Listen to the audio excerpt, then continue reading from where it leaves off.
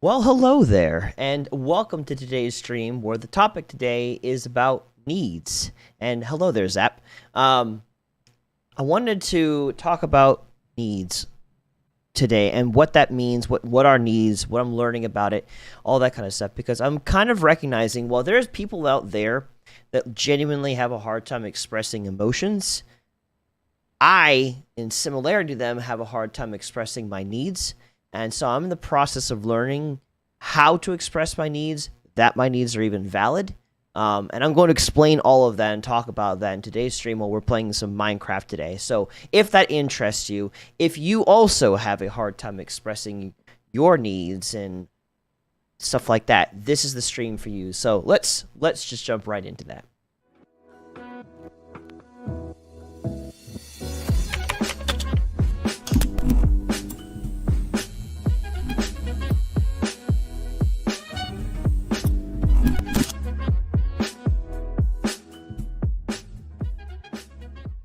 Well, welcome back to thoughtraid, a community about friends, gaming, and better ways of thinking. I'm Brandon, and today I'm going to be playing some Minecraft on our Minecraft server, which you are invited to join. I'm not necessarily going to be interacting with people in voice like I typically do, but if you have Minecraft and you would be interested in joining, the information for that is not in the link. I just realized that.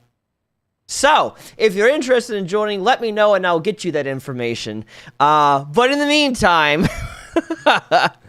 I'm talking about needs today. Am I going to be playing Hogwarts Legacy? Maybe. That game looks actually pretty interesting. But no, today I'm playing Minecraft. It's just to set the stage.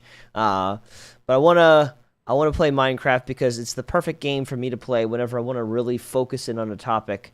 Subnautica comes close, but those moments where I'm just being bombarded with a whole bunch of creatures and everything makes it very difficult to try and talk about some sort of topic, so that's what I'm doing. So yes, you better be doing some dang mining. Yeah, I'll try. Anyways, let me set myself here. The day is probably not going to change. I'm not going to worry about that because I don't think everyone else is going to sleep. But, anyways, I'm going to turn this music down a little bit too loud for me. There's no better place to have a serious conversation than a strip mine. I mean, you're not wrong. In the case of Minecraft, it works out pretty well. And, boy, do I've got a really nice one here that I've been working on for ages on this server. But anyways, welcome to the server. Welcome to the thoughtraid Minecraft server. This is all of my area that I share with Axeman and Jeremy.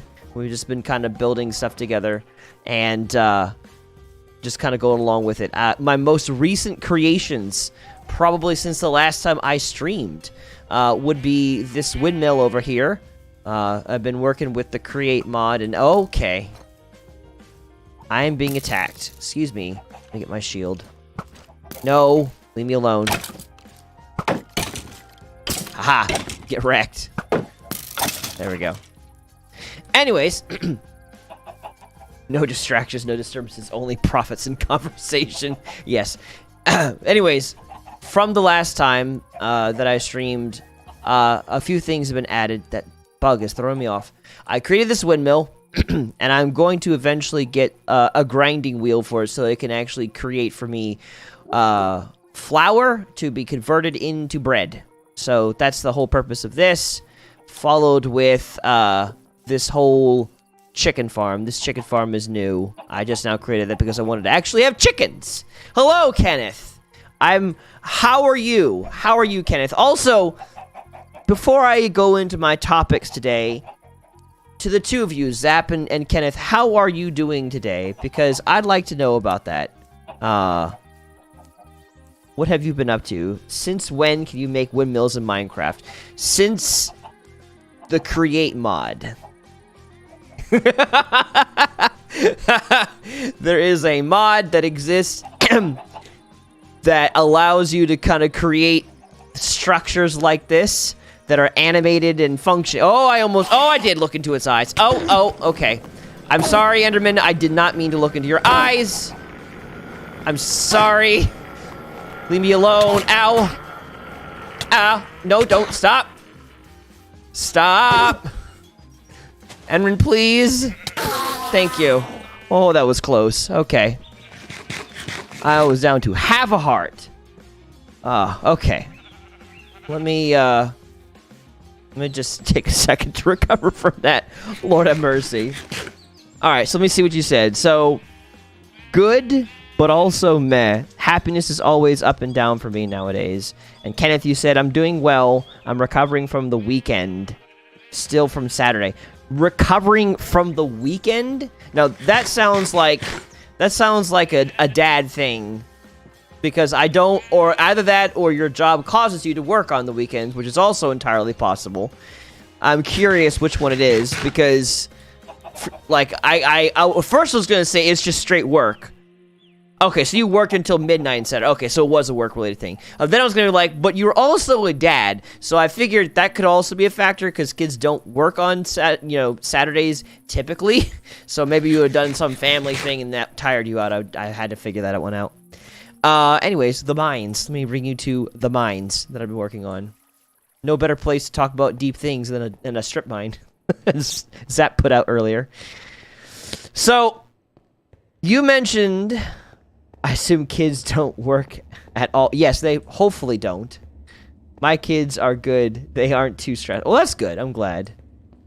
I mean, it would greatly depend, Zap.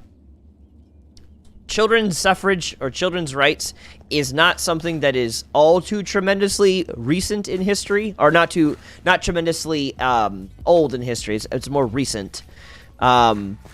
So there was a time where kids were expected to work from a very early age, didn't really get much of an education. So that is a thing. I have crap in my inventory I now don't need. I'm gonna put the crap in my backpack, my back crap bag thing. I don't know if I like it.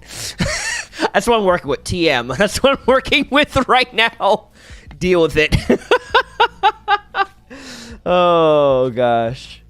It's not illegal if it's your own kids and own work. I make my kids work. It's menial and most of it's helpful. Well, that's good. I guess it's probably things like you have them do the dishes, I don't know, help out with sweeping, vacuuming, that kind of stuff. Maybe help out once in a while with cutting the grass, maybe. I'm curious what kind of jobs you give to your kids. Because those are kind of the jobs that I was given to me. Okay, cool. That makes sense. Do your kids, do they get like an allowance from that or something? Like, do they make, like, a certain amount per hour, or no, they're just expected to do it? I'm curious how that looks for you. Mutiny! Oh, no. The shield, I don't hate having in the slightest part of my vision. Get out of my vision. Okay. 1, 2, 3, 4. This is what I do. Sometimes I just focus entirely on stone and nothing but stone, because so many of my projects require a metric butt ton of stone. So that's what I do. I strip mine stone. Could care less about diamonds. I'll get to diamonds, but there's so many things I want to build before I deal with diamonds. But anyways, while I'm waiting for an answer from you, Kenneth, you'd mentioned, Zap, that you're doing good, but also meh.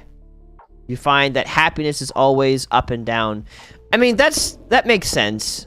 Honestly and truly, I don't think happiness, it's not going to generally be a consistent thing, and the pursuit of happiness, which is the American dream, I don't think is a realistic kind of thing to do, because I view happiness as more of like a byproduct of regularly working on your life, rather than something that like I should at all costs try to be or have or whatever. I just feel like I'm getting yelled at for literally anything, even if I do nothing wrong. So what does that look like, Zap? I mean, I know it should be self-explanatory. You know, what does that look like? Well, I'm being yelled at for literally everything. But, like, that interests me.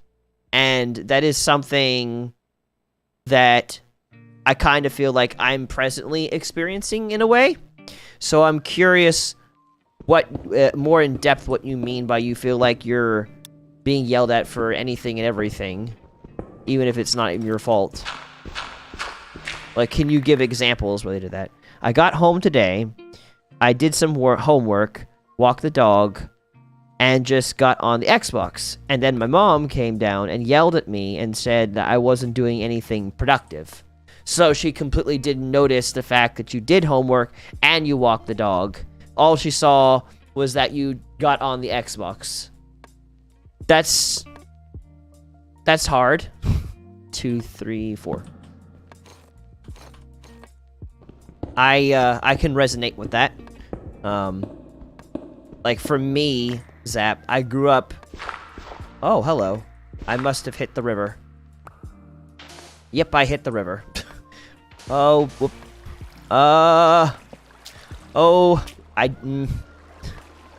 There we go. I'm gonna hit more river, though. This is only going to get worse. Let me fix that. Then I went on my phone to look at some recipes for tonight because that's something I enjoy doing, cooking. And she then yelled at me for doing on my phone after she told me to get off the Xbox. Now, out of curiosity, Zap, when this happens, what do you do? How when your mom and I tried to tell her what I was doing, but then she just ignored me and said it was excuses. So how did that look? I have not seen your house yet, Johnny. No. But how does that look, Zap? Like when you tried to tell your mom what you're doing, like did it look like how? I'm trying to figure out how to ask this question.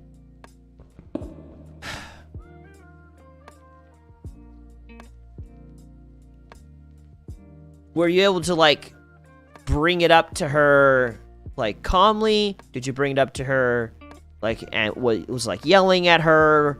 Like how would you say that scenario panned out of curiosity?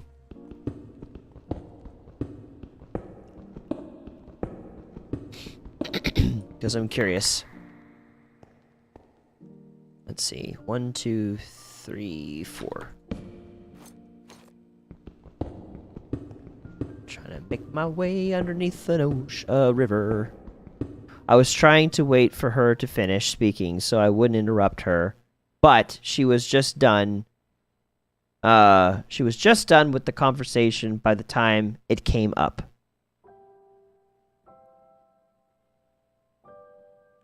For Heart Challenge by the American Heart. I was setting up the Kids Heart Challenge by the American Heart. I was setting up Kids Heart Challenge by the American Heart Association. I need context, Kenneth.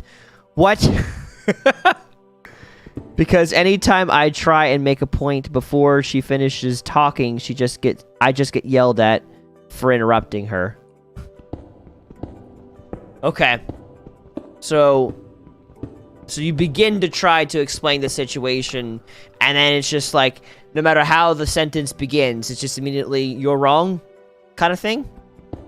Would that kind of describe the situation? Oh, hello. It's a donation platform for elementary school for the American Heart Association.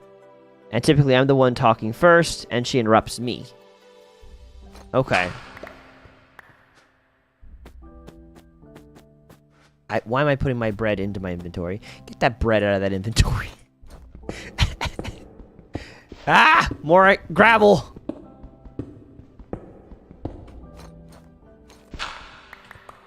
Okay. We got here. 1, 2, 3, 4. Get my dirt. I don't need more dirt. I got plenty of dirt. But I can't say anything about that because I'm talking back and I have a bad attitude and stuff, all that stuff. I see. It may then be good to set apart a time specifically to have that conversation with her that's not in the middle of her, like, trying to tell you something. Because I'm not necessarily saying that the way that she's approaching, you know, this conversation with you is correct. But what I am saying is that if in the moment where you're trying to explain something she's not hearing you, it sounds as though there might need to be a chance to, like, sit down with her separately, letting her know, hey, I want to talk about something, and I want you to hear what I'm trying to say, and I feel like if we don't have this, I'm not going to be heard. Can we talk about something? Like, setting apart a time to specifically talk about something confrontational with the expectation that it's going to be like that might be helpful to put her in the right space to hear what you have to say, rather than trying to bring up these concerns in the middle of a reprimand that she's having. Because I guess I could see how that might be interpreted as just, what's the word? Rebellion. Even though I know it's not. I'm not saying that it is. That's what I tried to do, but every time I try and say something like that, she just turns the conversation around and talks about what I'm doing wrong and never what I'm doing right. That's hard. Oh, by the way, they don't get allowances. It's all accounted for if they ever want anything. They can do more laborious activities for money if they come up with a want. Oh, okay. Cool. I like it. But yeah, let me just pause for a second here, Zap. And I just want to connect with you in this moment here and say, my heart is with you, Zap. Because it could be very discouraging to try and bring up these things that you are doing to a parent. In this case, your mom, and then for that to be completely steamrolled over. I have been in that situation before with my own parents. Fortunately, with time, we've been able to have conversations, and there's become a more lateralness between me and my parents, so they hear what I have to say a lot more. You know, some of it, I think, probably has to do with your age and their own upbringing and expectations of what rearing a child is supposed to look like. But that said, that does not change the fact that this is a hurtful thing for you. And I can see your heart in this situation, that you are trying to do the right thing, and it's discouraging to try to do the right thing when it feels like every time you do it, all that is ever discussed about is what you're not doing. I can feel like would make you feel like nothing you do is enough or good enough. And I'm here to say in this moment that that is not true, that you are doing a good job, that trying to do everything that you're supposed to do is tiring and difficult. And so, of course, it's going to take time, and of course, it's going to come with breaks to look at a phone or to play a game or something, but that's not a bad thing, that you want to take a second to play some kind of game on the Xbox or scroll through recipes on your phone. Like, I don't think that's a bad thing, as long as you know that you're doing what you're supposed to be doing within a reasonable time limit, you know, not just letting it go completely, you know, not doing it all. You know, I think you're doing a good job. The worst part is that every single time there's an apology, it feels sincere and everything feels right again, and then the next day it's just right back to getting yelled at. Yeah. Yes, that's no fun. Hello from another Kenneth? Wait. There are two Kenneths. We all need a gateway from the real world at some point. Yes, I agree with that statement, Kenneth. There are two Kenneths! Okay. Kenneth 2 Electric Boogaloo. I was like, wait a minute. Oh my goodness. Oh god, I'm running into more water again. Ah! I mean, I'm going through rivers, so it makes sense. But, oh god! Okay, that's not quite what I need. Oh, this is gonna be a challenge. 1, 2, 3, I need to go down 1. Okay. Well, I probably need to go more than down 1, honestly. Kenneth the sequel. Oh man.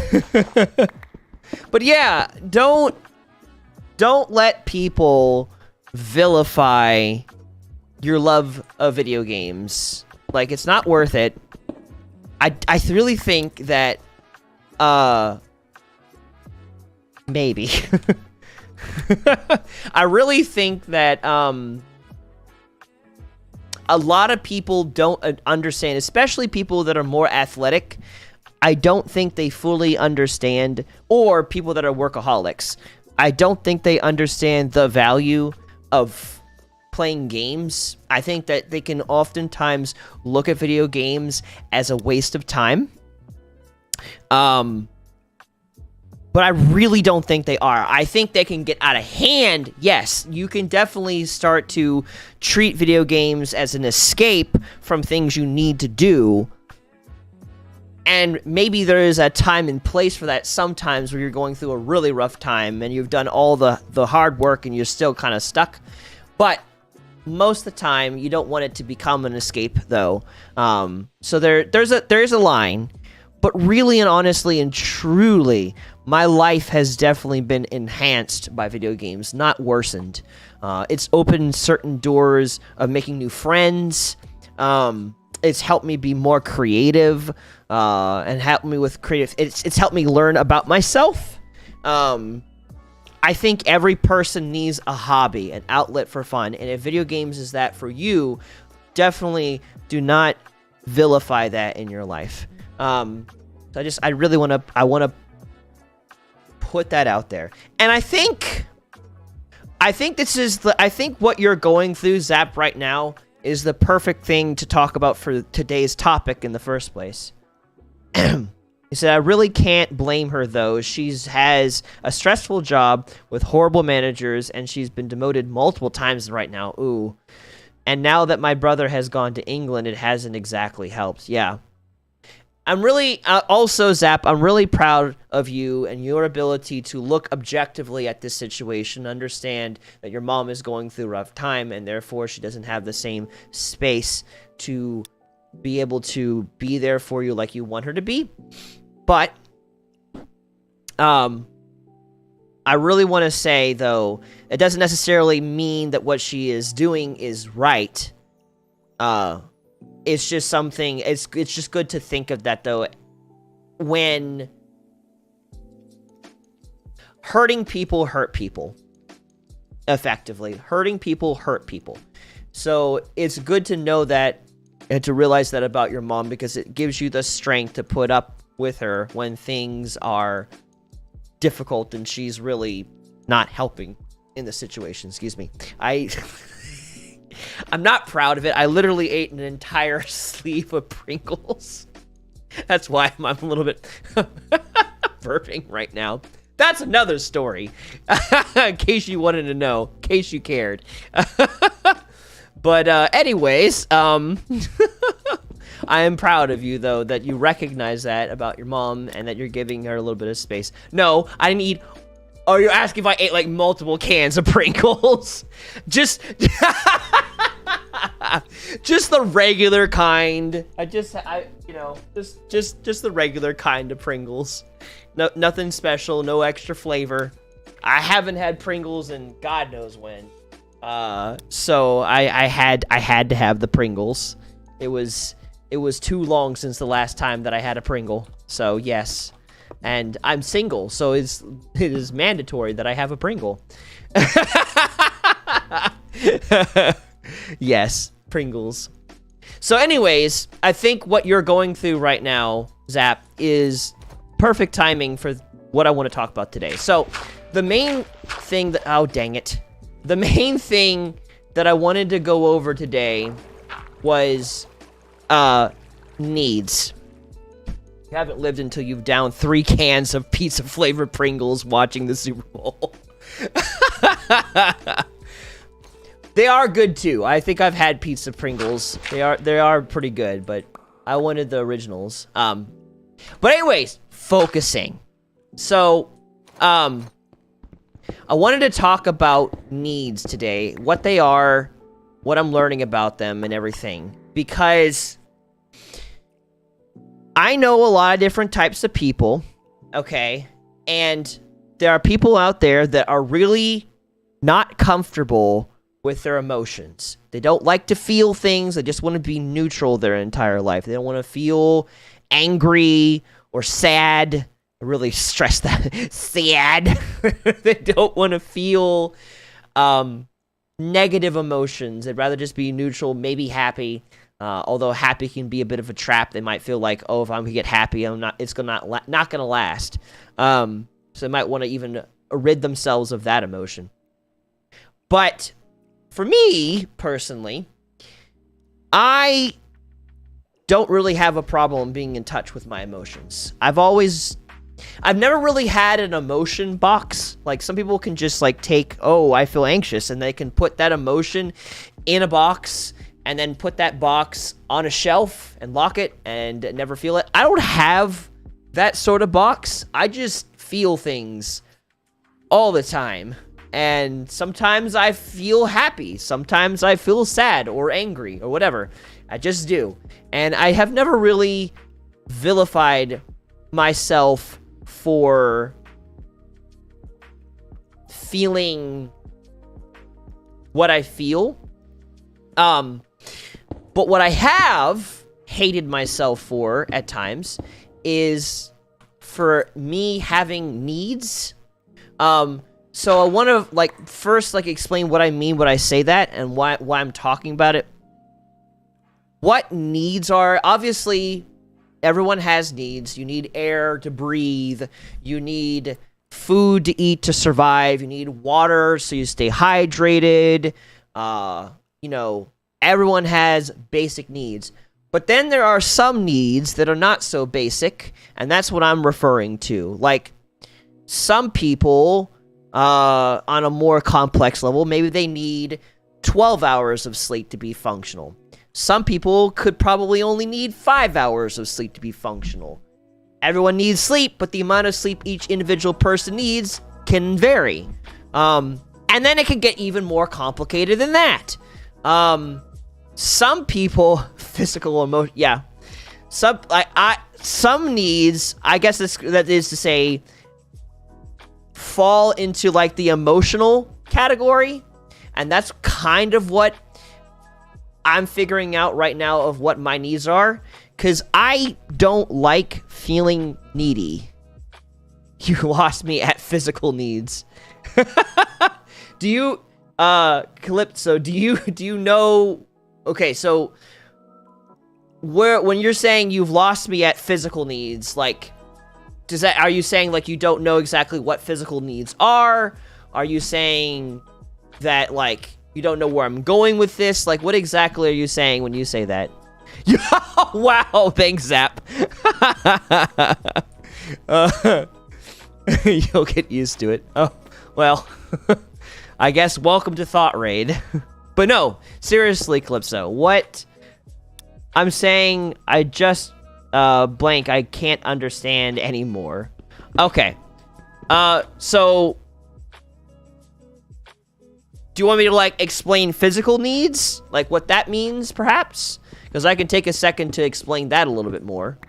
Because that's where it seemed they seemed to say that you got, oh, you're fine.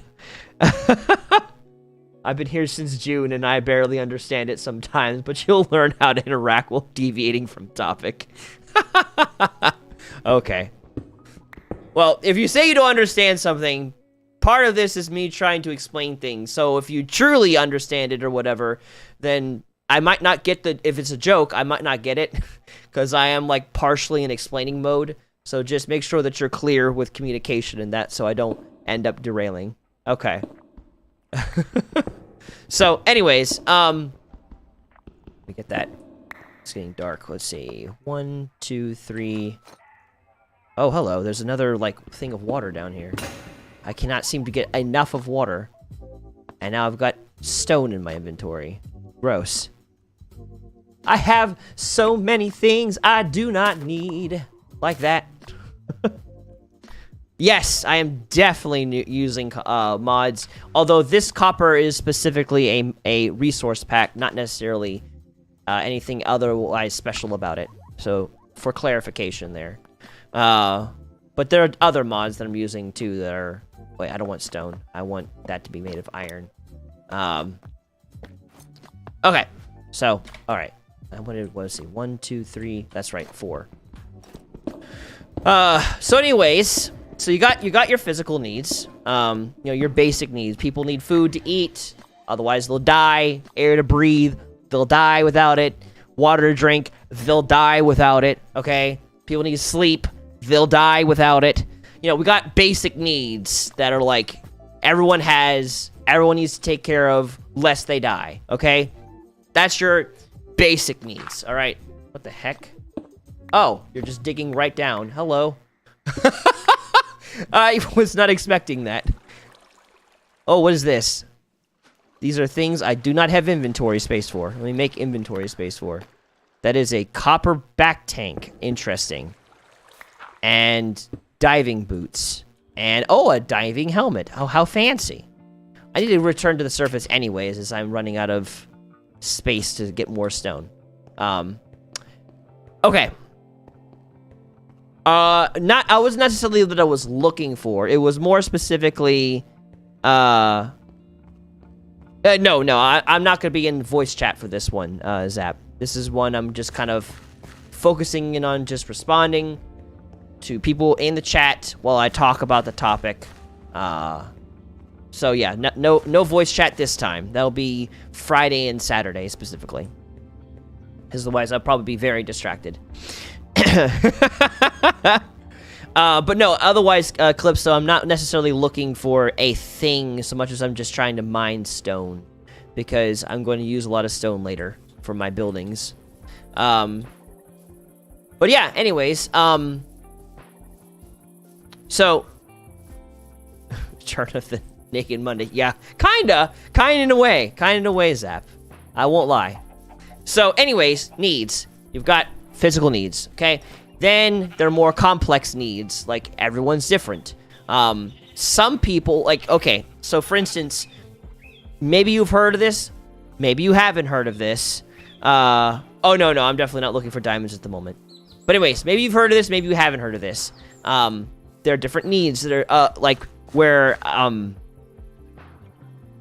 there are different love languages, that everyone has.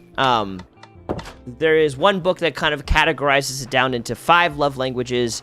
There could very well be more. But the 5 basic love languages that's described is words of affirmation, where a person either loves to affirm someone with, like, saying, hey, you did a really good job. I'm proud of you. I love you.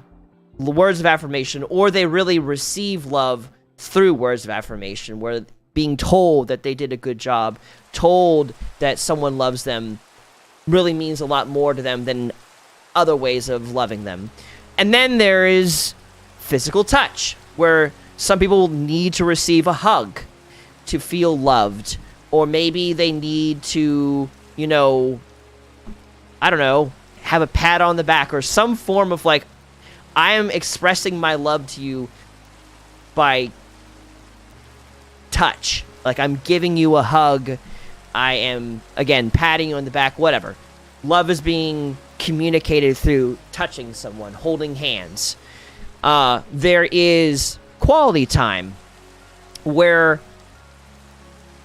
yes, it was a giraffe, okay? Where,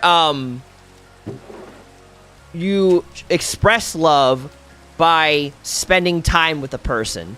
So, like, okay, I really love this person, so instead of just doing all my own thing, I'm gonna spend time with you. We're gonna go take a walk at a park, or we're gonna go have lunch at a restaurant, or whatever. You have quality time as a love language. And then you have gifts, where some people, they like to express how much they love another person by giving gifts. So like, okay, I love you. Here is a new toy. Here is, you just love being in my vision. Hello!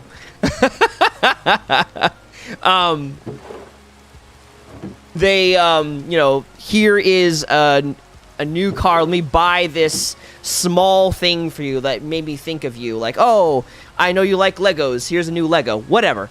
You have gifts as a love language. And then finally, you have acts of service.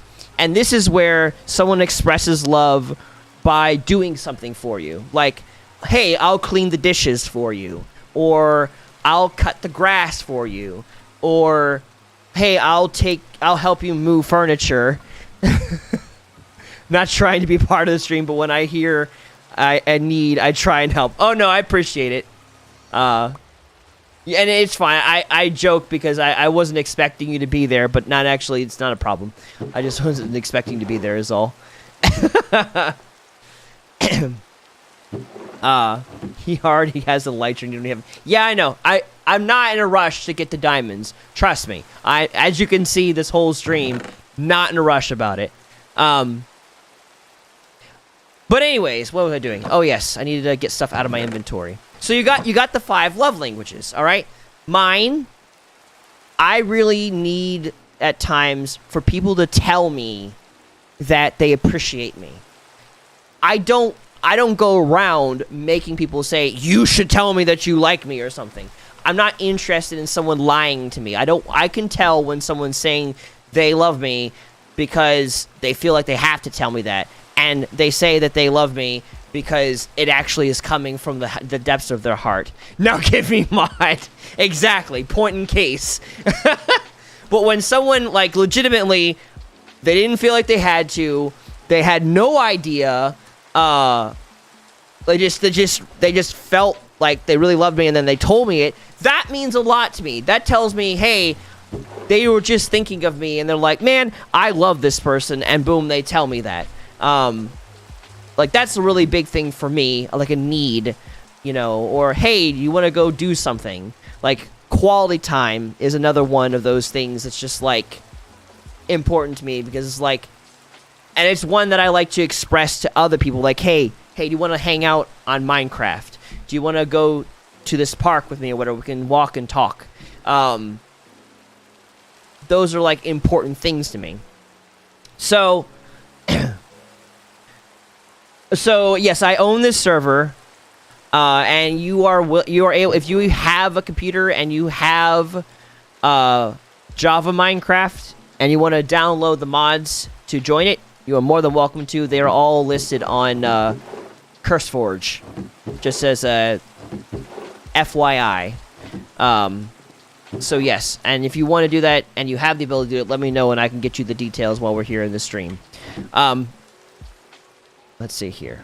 I want to put my diving suit into my inventory here, so that way I can free up some space there. And I want to also move some stuff around that I don't need right now. I can put the sand in there. I don't need to have these trees. I don't need a shaft. So let me remove those things. I probably should put the shaft over here. And put that there. I need to put... Where's my saplings? There's my saplings. Okay, so I can get that out of my inventory there. I'm gonna put this over here. Don't need that. I don't need gravel. Do I have gravel in my inventory? No, I don't think I have gravel in my inventory, so we're good there. I don't need this wood right now, so that can go away. I don't need iron bars in my inventory, clogging up that space. Nether quartz, wheat flour, don't really need that. This glass, all that can go in here too. Get this quartz out of my inventory, don't need that. Iron bars can go into the items chest. The first bit of his inventory is his left pocket, and the second bit is his right. One of it is my backpack, and the other one is, Because I'm literally wearing a backpack right now, so that's part to do with it. And the other bit of it is my actual regular inventory is what you're seeing. I can get this out of my inventory. I don't need this. I don't need the bone or the feather in there. This elytra I do have, but I don't need. There's the gravel. Good. I can get that out of my inventory too. I have so many things I don't need in my inventory. Get out of here, you piece of crap. You piece of dirt. Where's my gravel chest? I'm pretty sure I had one. There it is. Get that gravel out of here.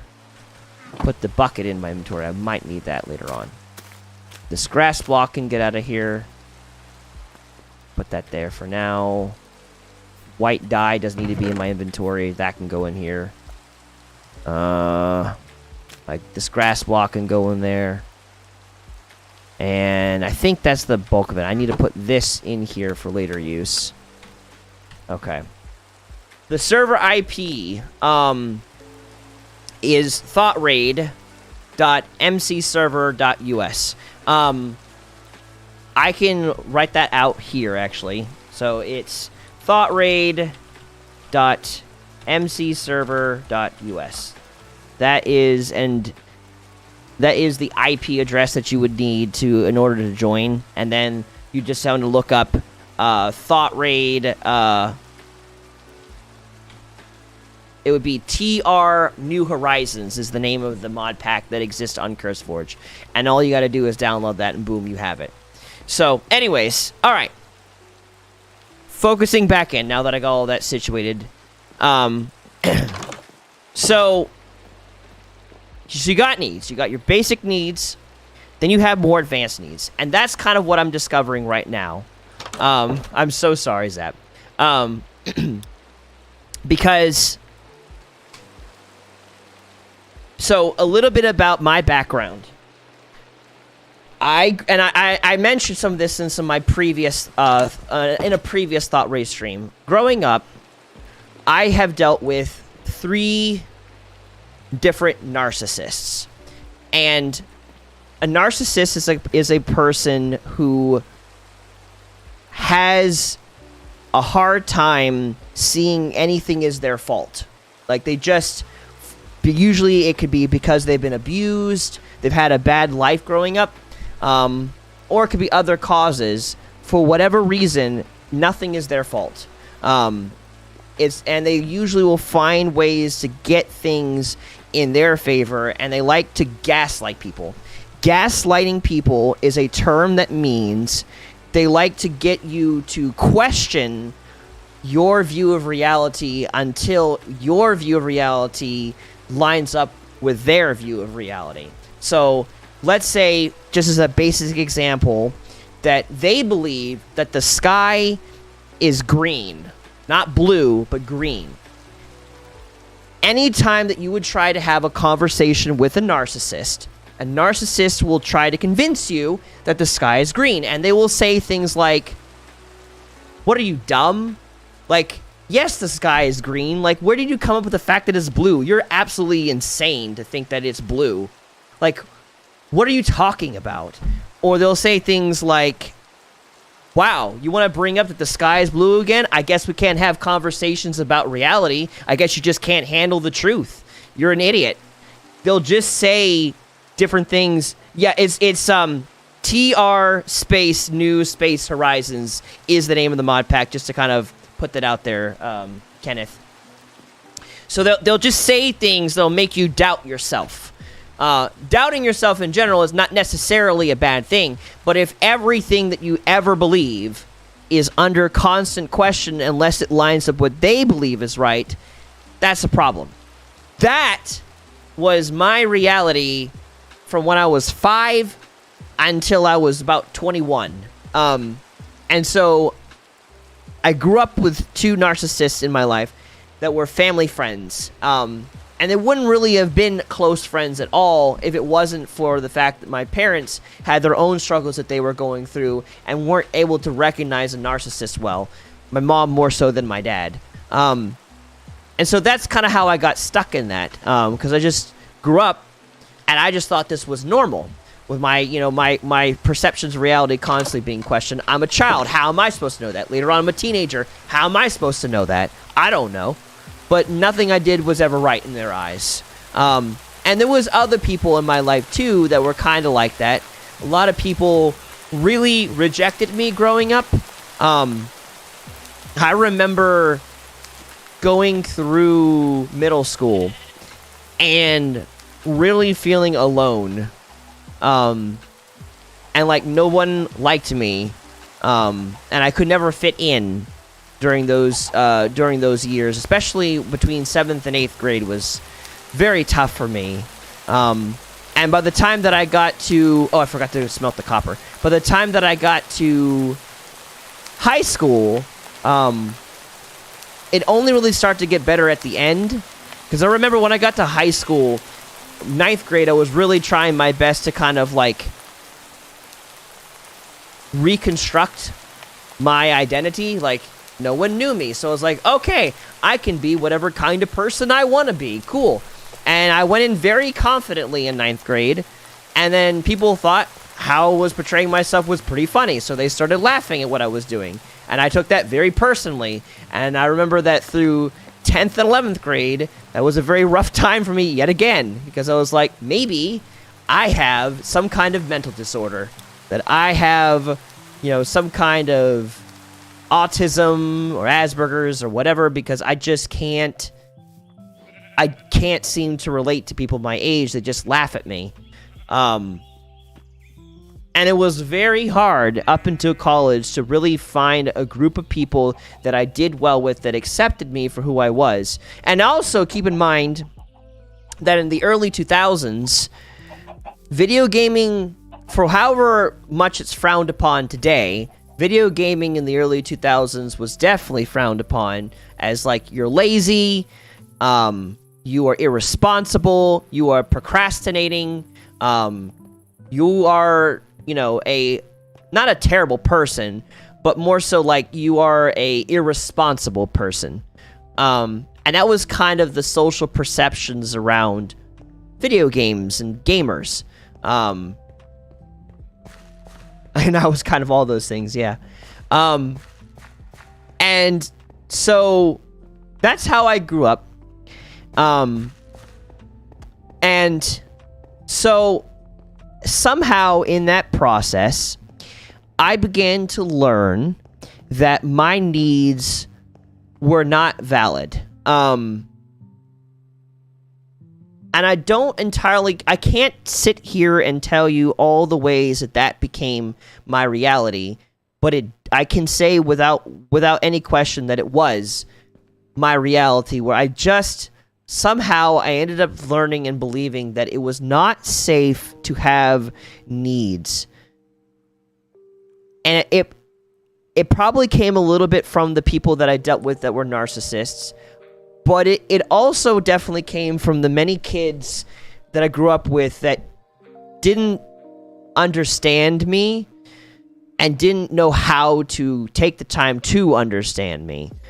And so somewheres at the end of my teenagehood and into my young adult years and middle adult, young 20s, my 20s,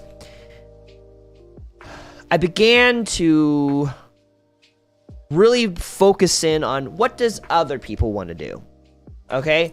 Because for me, video games was my safe place. When I was in middle school and high school, the first gaming community that I was ever a part of, the first gaming community that I was ever a part of, it was called Iron Sharpens Iron, which I've talked about before, ISI. And they were a Battlefield 2 squad. They had their own Battlefield server that they hosted. And it was so cool, because it was the first time I was like, oh wow, Christians play video games. I thought Christians didn't play video games, and I needed to get away from video games as fast as I could as a Christian. But here I had, for the first time ever, men and women together playing video games on a Christian Battlefield server, not Minecraft, Battlefield server, because Minecraft wasn't a thing yet.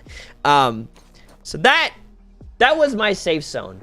Regardless if I ever had the ability to fit in high school or middle school, I at least had Battlefield and ISI. And that really impacted me heavily, because after experiencing that, I would begin to try to make my own gaming communities, like on, what the heck? Oh, hello. The server backed up and everything reset. I would end up making, these clans on Second Life and City of Heroes and RuneScape. And that was what I loved making these communities. Like, I remember, like, the first one I did in Second Life was Star Wars based, and we pretended to be clone troopers and stormtroopers, and it was a lot of fun. And then when I got to City of Heroes, I tried to do some kind of Christian-based superhero group, and that was a lot of fun. So that was always my safe zone. But nonetheless, I still felt like I needed to get out and do other things, because no one was going to really be interested in what I was interested in. So I got myself into sports somewhat. Got myself somewhat interested in going to football parties. Yeah. And I ended up, getting a little bit of an interest in soccer. I say that mildly. Yeah, exactly. Sport-ish. We were on speaking terms, but didn't really know who sports were. Everyone else seemed to like sports, so that was the thing to do. Yeah, football. Neither am I, Kenneth. That never stuck.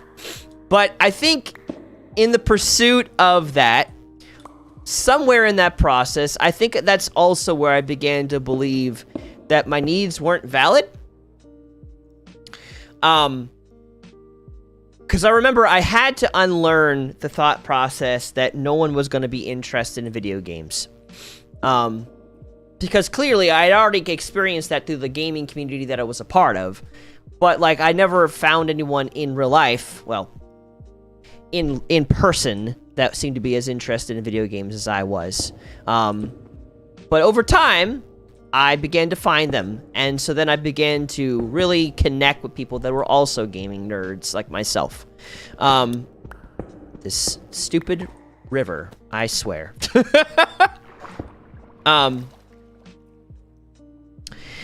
So somehow, over the course of time, I've gotten into this mindset that it is not okay for me to have needs and to feel needy around people.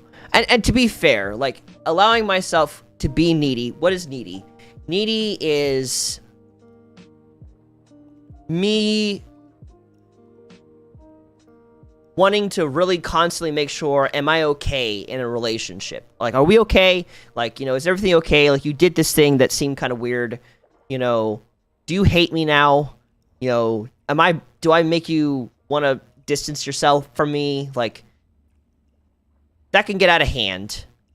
But it's not necessarily as bad as I have vilified it to be, and I'm coming to realize that it's okay also to have boundaries and needs within friendships. And that's what I want to begin to focus in on. So, kind of like going back, and bear with me here, I feel like I'm kind of jumping all over the place. So if you get lost, just let me know, and I'll try to rein it back in, and try to, like, explain things. So, what I'm learning right now is that I have legitimate needs in a friendship.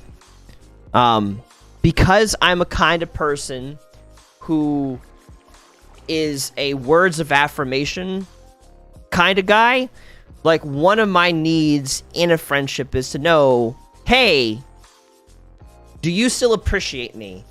Do you find what we do together fun? You know, am I entertaining to you, or are you just like wanting to like, you know, find the next funnest person out there kind of thing? Like, I've come to recognize that I need to know, am I valued? I don't need it on a no, don't you explain anything.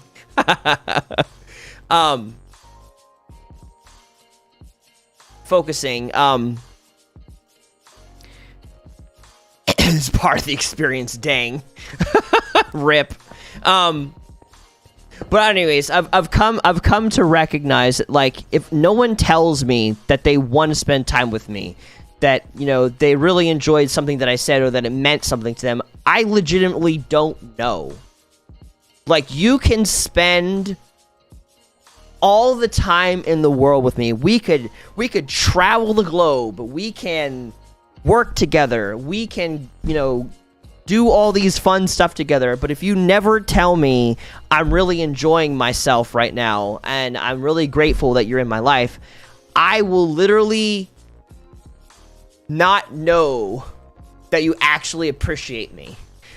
I will think this person is just, you know, doing things with me because they pity me.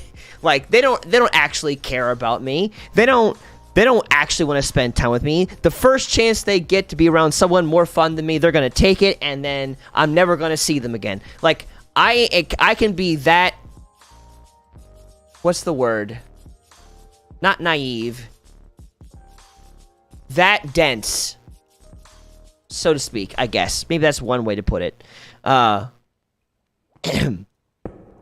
So, like, I won't legitimately know. I don't know why. Well, okay, I can't say that I don't know why. I think it's because I've definitely grown up around people that have told me that, or that I have grown up around people that have, like, spent time with me, done things with me, and then they don't tell me that they're enjoying it, and then the next thing you know, they're just gone. And so I've come to expect that if they don't say that they're enjoying themselves, they're probably not. They're probably just pitying me and doing something because, you know, poor Brandon, you know, I'm here to, like, you know, be there for him, but really I'm not. He's more of a burden than he is, you know, an actual friend. So I guess that really is where that's come from. So it's hard to tell. I pay very close attention to people's words, like, more than the average person. Not to say that I remember everything that everybody ever says. That's not the case. But I definitely, like, you know, if you were to say, you know, hey, I'm not feeling okay right now, and then that was where the end of the conversation, like, that would stick on my brain for a long time until I have an opportunity to bring it up again. I won't forget that you're not doing okay last time you said you weren't doing okay. That stuff sticks. Or someone might say, oh, I really feel worthless. And that will stick in my head. And I will literally think about that over and over and over again, and how I would respond and how I could be of a help to that person to make them feel loved. That, yeah, I wouldn't say I never forget. That's not correct. I do forget stuff. But there are certain things I really pay close attention to. So that's one of those kind of things. So I feel like that also solidifies the fact that, like, words of affirmation is very important to me. So I say all that to make a point, essentially. But yeah, like, I've come to recognize with time that I need someone to tell me that they're actually enjoying themselves in a friendship, because I legitimately won't know. And sometimes that's very uncomfortable for me, because when they don't tell me, I don't want to bring it up, because I'm afraid that by bringing it up, it's only going to highlight more my insecurities, and it's going to make it more awkward for them, and they'll be like, and especially if I keep doing it, it's going to be like, oh, Brandon can't get in control of his emotions, he's weak, or whatever, you know, I can't spend time with him because he's exhausting to me. Because honestly and truly, and I've talked about this in some support groups I'm a part of, like, if I were to come to me, if I were to come to me and be the way I feel towards myself, I would probably reject myself. Do with that what you will. That is something I'm having to unlearn. But I recognize it's there and it needs to be dealt with. But I've kind of something that I've learned. So like asking for someone to say, hey, did you really enjoy this or whatever, just feels like a big fat risk for me. That I know that I need to take, and I know that the right people are going to still love me through that, and they're not going to abandon or reject me for it. But even knowing that is not enough to make the anxiety go away sometimes. And so that's an example. It's like, and there are other needs that I have, but that's one example. I'd say another one that I'm kind of learning is that I personally am never comfortable with racist or sexist jokes. That's something kind of like I've learned. Oh no, rip. I see that now. I'm never comfortable with that. And the reason why I say it in this way is that I know that there are some people who have the ability to make these jokes because they're highlighting how terrible the thing is, not to glorify it, but to show its absolute depravity. And so they're able to laugh at it and make jokes about it because it's not something that they believe. It is something that they're trying to ridicule. But even in that, I do not feel comfortable with those things. So I've recognized that I need people to pay attention to what they're joking about because, again, I guess words are very important to me. I feel like I'm learning about myself as I'm doing this thing. Welcome to Brandon Discovers Things About Himself. This is Thoughtraid, and... oh, man. Words are very important. I was also raised that out of the abundance of the heart, the mouth speaks. So I'm always very cautious about what I have to say. Because I do not want to invite that kind of crap into my life. I can't tell whether or not it's still on topic. Yeah, well, okay, it is. Also, there's a thunderstorm happening. I'm just kind of like going through like a whole bunch of thought processes in the moment. So again, welcome to Thoughtraid. This is how things go. So what I've been doing, Zap, is I've been kind of explaining, in order to describe needs, I'm describing my own, so that hopefully by hearing mine, you can think of your own and be, like, aware of it. So that's what I'm doing here to kind of be more succinct. So, if that makes sense. 1, 2, 3, 4. Sometimes I feel like the best way that I can help is to like give personal examples, and then hopefully by giving personal examples, you'll be able to recognize your own. So these are some examples of needs that I have, needs that maybe you have, you know, of having peace, knowing that a topic that is depraved is not going to come up and kind of make everything uncomfortable. I don't know. Stuff like that. So, all that to say,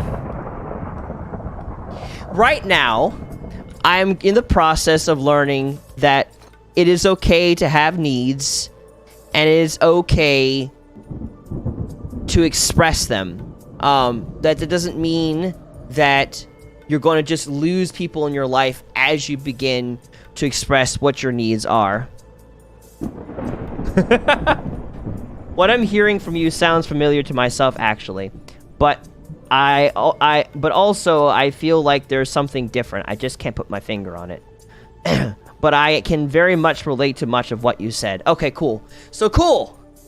I'm glad that we're at least on page with that. So what I'm learning right now is I'm learning that it's really important to express what your needs are to people, and that the right people are not going to reject you for your needs. Not to say that, like, you want to just stay in a place where something forever remains a need and never gets challenged, I guess, but don't at the same time feel bad because you have needs, because healthy people, people that love you, are going to let you have those needs, and they're going to try to work with you through those needs. But even if you do lose them, did they really matter? Right. True. But, you know, that's, Kenneth, that's easier said than done, I'd say. Because honest and truly, like, if you grow up like I did, Kenneth, where you barely had any friends, and the ones you did have were sometimes toxic, but that's all you had,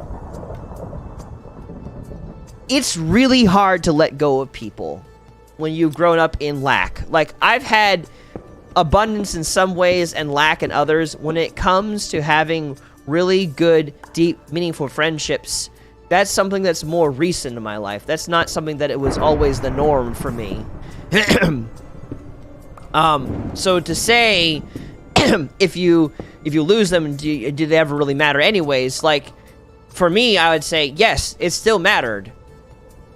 But at the same time, I get what you're saying too, because really and truly, the right person is going to love you and love you through who you are, and you don't want to waste your time giving it to a person who's toxic, who's only going to be taking from you. So it's not wrong what you're saying, but like, there's like, that's easier said than done, I guess is what I'm trying to bring out. I had 5, and I talk to none of them now. I have no real world friends other than my wife. There's a whole thing about him and his friends that I could talk for a whole stream about. Of your brother, okay. But also, it's a bit personal, so I might hold off on the information. That's fine. You know, if for some reason you feel like you need to talk about bits of that, you don't have to talk about any of this in stream. Like, if you, whatever you feel comfortable with, whatever you feel right, I'll leave that up to you. But I know when it comes to talking about other people, I get it. So there's no need to talk about that if you don't want to, if you feel like that would be a breach of trust. No expectations there. And Kenneth, my heart really goes out to you. Like that, like, I feel like, I don't know, I feel kind of sad hearing that, Kenneth. That, you know, to hear that you had all those friends and now there's only just your wife. Like, thank God for your wife. But man, like, we need to hang out more, Kenneth. Like, it's been too long. You've had a whole life change. I'd love to sit down and just talk with you more and hear more from you. It was real growth to me. They were holding me back, not to sound bad. Well, fair enough. But still, the loneliness that could come out of that in some senses. Obviously, I know you have your wife, but like, you know, I still think there is a benefit to having other friendships with other guys, you know, not just having only your wife in your life. All you need to know is that there was a part of a group of friends, and they kind of turned against him, and to be honest, just made his life hell for him. That really sucks. That I have experienced. That really sucks. Yeah. I love you, Kenneth, and it hurts my heart that that's something that you had to walk away from. Because I also recently had a situation where there was a lot of things in my life people in my life I had to let go of all at once, which happened just last year. That was not fun. So I've experienced that kind of loss very recently. Granted, I didn't feel as lateral with all the people that I lost last year, but they were still very important to me and still are important to me, no matter how they treated me from the fallout that ended up happening. So I still love them very deeply. But so what I'm learning right now is it's okay to have needs, and the right people are going to respect your needs and your boundaries. One of the areas where these needs one area that needs overlap with are boundaries. And boundaries, I am relearning, is a way to keep the good in and the bad out. It is not a way of just like pushing people out of your life. It is a way of keeping good people in your life, so that way you can still interact with them and not have to have the hard part of them destroy the good within your heart. Because every person has good in them and has bad in them. No one is perfect in this world. Everyone makes mistakes. And it's when it's in expressing your needs and creating boundaries that you can actually create a bigger space for more people in your life. And that's what I'm learning right now. Because for me, I understand boundaries in certain levels better than others. Like, I understand I don't want work taking up my life. No thanks. ThoughtRaid is important to me. You guys are important to me. My friends are important to me. My family is important to me. My job is important to me, but it is not worth my life, and enjoying all these other things. So I have no problems saying to my work, no, I will not work this extra amount of time. I want to do other things, because it is not a absolute priority to me. I love where I work, but it is not life. I can set up boundaries with strangers and other people. I'm not going to... I am at a place right now where I'm not going to do things for people that I don't want to do. Like, if you are more distant from me and I don't want to do it, not gonna happen. I've been working when it comes to boundaries, making sure that I'm protecting the need of me time, because me time allows me to be the best that I can be. If I never take me time, I'm not going to be of any use to anyone, because all I'll ever be thinking about is what I want to do, and I'll be resenting everyone because I can't do what I want to do. I grew up an only child. I need time alone to be able to play Minecraft or to play Overwatch or to play Fallout or whatever. I need to have that kind of time, because if I don't have that time and I'm only doing what other people want to do, I'm going to hate the crap out of those other people, because I never get to do what I want to do. So I learn how to make boundaries there. I learn how to protect the need to rest and to do what I want to do, to hermit, to feel better. But there are more complicated and advanced needs that I'm now learning how to set boundaries around.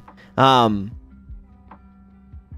that's where I'm at right now. And it was so, these past couple of days have been so absolutely healing for me.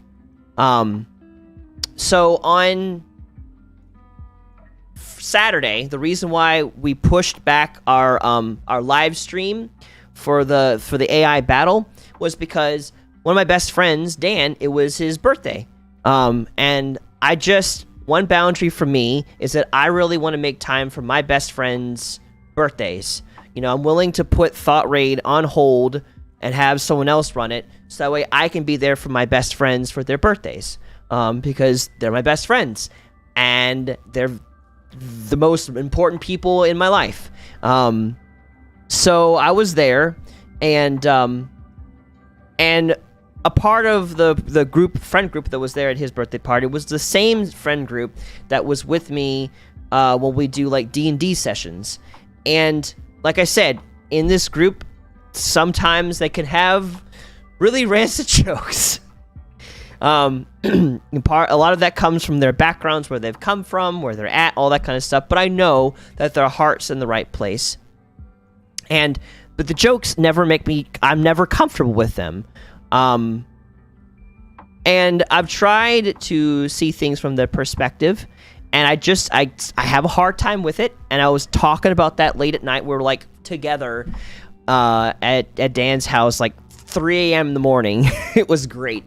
And I bring up the topic about, racist and sexist jokes, even if it was from the right place, and how I didn't like them, but I didn't want to say stop, because I didn't want them to think, oh, well, Brandon, he just can't handle, having jokes like this. Like, we just can't say these things around Brandon because Brandon is weak. That's what people used to say to me. That's what the narcissists in my life used to say to me. It's like, oh, I guess we can't talk about this topic because you just can't handle it, because you are weak or whatever. That's what used to happen. But that's not what happened that night. On that night, they were like, Brandon, we love you, we care about you, and if these jokes are making you uncomfortable, we care, and we will do our best not to have these jokes, that you can feel safe and feel comfortable. And I was just like, I can say this, and I'm not going to be just immediately rejected for this. So I was just like, oh, and it's weird, because like sometimes the people closest to me are the ones that I have the hardest time setting boundaries, because again, like when you said earlier, Kenneth, like, if it, did they really mean anything if they did that in your life and they left? Like, freaking, I can't imagine losing these people as friends. So it's really hard for me to set a boundary with them, because I don't want to do anything that would cause for me to lose any sort of closeness with them. Although I need to, and I'm learning that now. And so that night was very healing, when they were like, no, Brandon, like, you matter to us, and you have a wholesome, genuine friend group. Weak!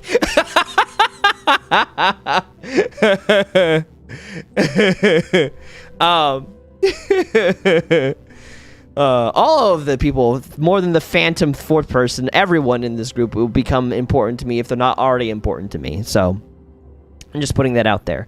But it was just so healing. And then the next day, and this is why I wanted to have this topic, the next day, right after that, man,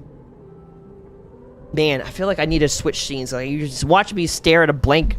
I haven't even finished this thing. Might as well see some kind of background. Not that background. There we go. The next day, I have a Sunday morning group, or Sunday afternoon group, that I'm a part of. And what we do in this group is that we first start off talking about how our week went and how we were doing. And then we go into a Bible study, or we'll watch a movie or something. So we were going to watch a movie. We never got to that. Instead, we just had the talking part. And I brought up to them, I was just like, I don't feel comfortable expressing my needs to people. Like, I'm scared that they'll see me as needy, that they will just want to avoid me. Because honestly, if I were to come to me with my own needs, I would be overwhelmed by my own needs, and I would distance myself from myself. And they said something to me that just really struck me, that really meant a lot to me. And they said, and this is like a nutshell what they said, because I can't tell you exactly. Obviously, I just, it's a watered down version. Deal with it. They said. They brought up that maybe the reason why it's hard for me to express my needs... Oh, no, okay, here's what it was. I was talking to them about how it was uncomfortable when other people have to set up boundaries with me. Not because I don't like people having boundaries. And again, let me just explain this, because everyone here is of different ages. A boundary, when I say boundary, a boundary is you telling a person, hey, I don't want you doing this thing to me, or I can't do this thing, or I really don't want you saying this to me anymore. Like, you're setting with the person, you're saying, this thing that you're doing is hurting me. I need you to do it differently if you want to be in my life. And then setting a consequence if they don't follow through with what boundary you're setting. So let's say, like, there's a person and they want to spend time with you every day, many hours a day, and you're getting tired and exhausted from spending so much time with them. A boundary would be, hey, I can't spend, let's just say 7 days a week with you, 5 hours a day. That's just too much. I have other responsibilities, other things to do in life. I can't do this. If you keep asking me to spend all of my time with you, I am going to have to cut you out for a little bit until I can recover my energy, because I'm giving too much of it to you that I can't give to other people. Like, you're saying, this thing that you're doing is bothering me. Here's what needs to change. If it changes, great. If it doesn't change, here's the consequence. That's a boundary.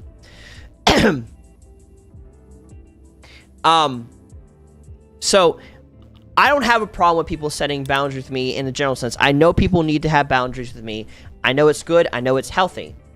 But I've been scared of other people's boundaries because it implies to me, when someone makes that boundary, that I've become too much for them. And that's been like my worst fear, is I'm too much for somebody. Like, I'm just overwhelming them and they just need distance from me because I'm too much.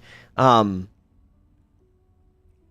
they told me, it was like, Brandon, boundaries is what, the closer a person gets, the more good it is to have boundaries in a relationship, because boundaries are designed to keep people in your life rather than to cut them out of your life.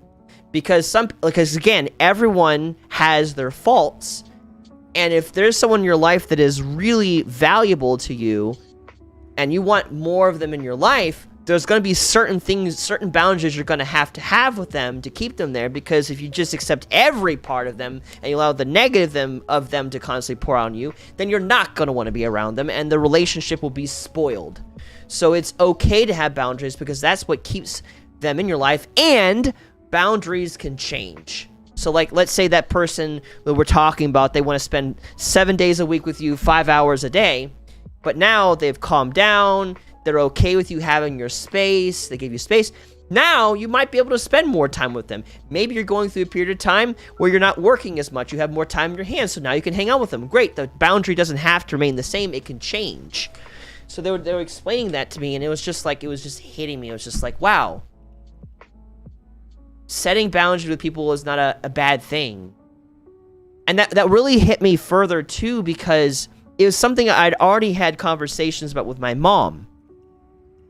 Because my mom, I love my parents. Again, I've grown up an only child. So, background, me and my parents are very close. It's just how it is. And they're not toxic. They're very good people. So it's very hard not to be close when you have really good parents that are there for you. They love you. They're not toxic. It's really nice.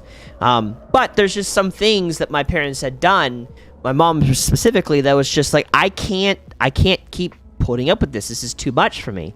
And my mom didn't know how to react to that. So at first she was very upset about it and was concerned I was withdrawing for her, because my mom also grew up with a rough past, worse than my own. So she can sometimes struggle with feeling abandoned too. And I was like, no, Mama, I'm not doing this because I don't want you in my life. I'm doing this because I want you in my life much more. But if you keep doing this, I can't be there for you like you want me to be, because this is draining me. And things have worked out since that point, and she's grown. And so the boundaries is not as important to enforce now as they were then. But I already had known that. And here I am yesterday being reminded, freaking, I can have boundaries. And maybe the reason why I'm uncomfortable with other people's boundaries is because I'm not comfortable setting boundaries with other people. Like, I don't feel like I can have boundaries, because if I set a boundary, then they're just not going to want to be around me anymore. That's not true. You can have your needs and you can have your boundaries, and the right people that love you for who you are will still be there for you and support you and not abandon you and not belittle you if they're truly meant to be there, if they truly love you for who you are, that boundary will end up bringing the two of you closer rather than pushing you further apart. And that really hit me yesterday to the degree that when I came home that night yesterday, I went to the kitchen and I was gonna make myself something to eat. I was gonna make myself some macaroni and cheese and some lima beans, and I ended up just crying over the sink.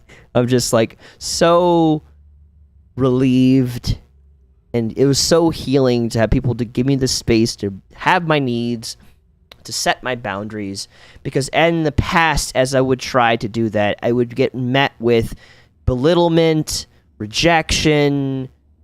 Brandon's just weak. You know, oh, Brandon is a this or he's a that. And I don't know, it's impacted me so much. That's why I wanted to have the topic about needs and boundaries today, because it's just, I'm like, wow, okay, finally, 30 years later, finally, I'm actually getting to a place where I can be myself and I can be accepted, and I don't have to worry about losing friends because I have needs. So I wanted to kind of like have this as like an encouragement. So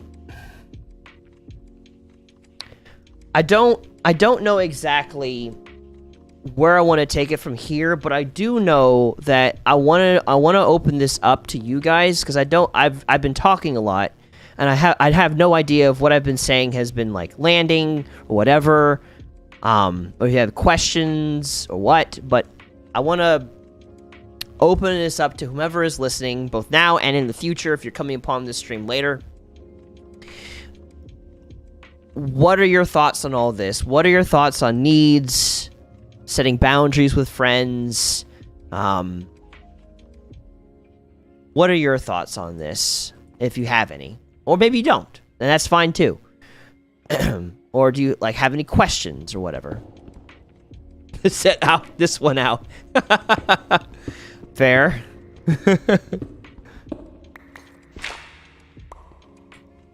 No zap. 1, 2, 3. 1, 2, 3, 4. There we go. I was just thinking of a bunch of stuff about this, and now all those ideas are gone. Well, take a second and think about it. Like, I mean, let you don't want to talk about it, of course. But if you do, like, I'm listening, I'm here, and I'm curious what those thoughts were. Like, this is thoughtraid after all. Well, we take on thoughts and find better ways of thinking about them.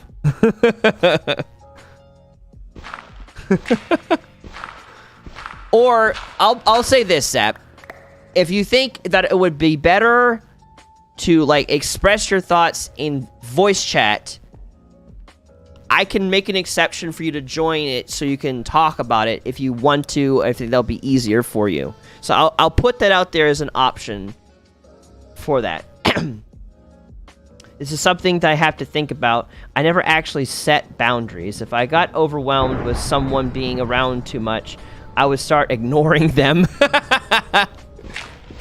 I mean, that's honestly the easier thing to do, Kenneth.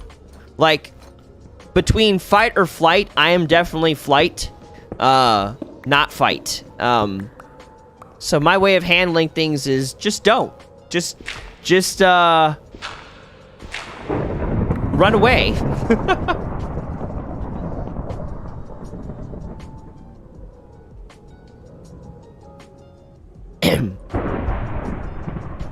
Yeah, it's hard. It's really hard to confront someone, especially, and for me, it's been about needs. Like, hey, like, you know, and especially in a place of lack or growing up with a bunch of lack. Like, it's like, I don't want to say something and thus spoil the friendship. That's the problem that I've had. That's what's gotten me in trouble, where it's like I'm constantly living in anxiety, constantly living, you know, not sure when, you know, I'll lose my next friend or whatever. Like, it's not easy doing that, but I'm discovering it is worth doing it, and that there are people that can handle it, and that's a space that I want to be for other people. You know, I would like to be a safe space for other people to come talk about their needs. I have dumb songs stuck in your head, in my head. 1, 2, 3. Is it okay, Zap?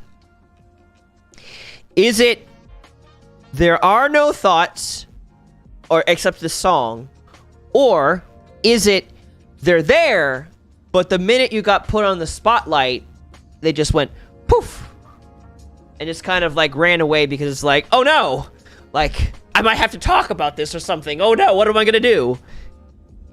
Is it one of those two things? Because I definitely understand both. A little bit of both. I'm in the spotlight. Oh no. I often find mine poofed and I had to pull it back. Yeah, I get that. I find whenever I need to like talk about something important, sometimes, especially if I'm insecure about it, it'll go bye-bye, and I'll have to like go back and find sit like, no, I'm going to talk about this, so help me God, if I have to sit here and look like an absolute idiot until I do, I will sit here until these thoughts come back. I just kind of got distracted looking at the community posts on YouTube, and now I can't think of anything anymore. Rip.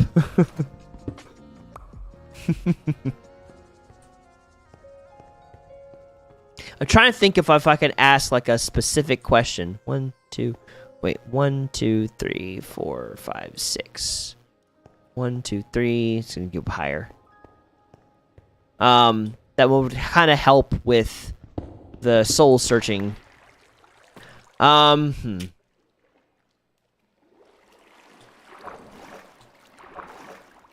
Well, I guess we can start with like the basics. Like, what are some more advanced needs that you recognize that you have, out of curiosity? Like, you would say, obviously, not the obvious ones, like I need sleep, I need food, I need water. We get that. We all have those needs. What would you say are some more social, emotional, psychological needs that you would say that you have? And this question is open to you, Zap, is open to you, Kenneth. Whoever else is watching wants to like jump in on that question, my doors are open.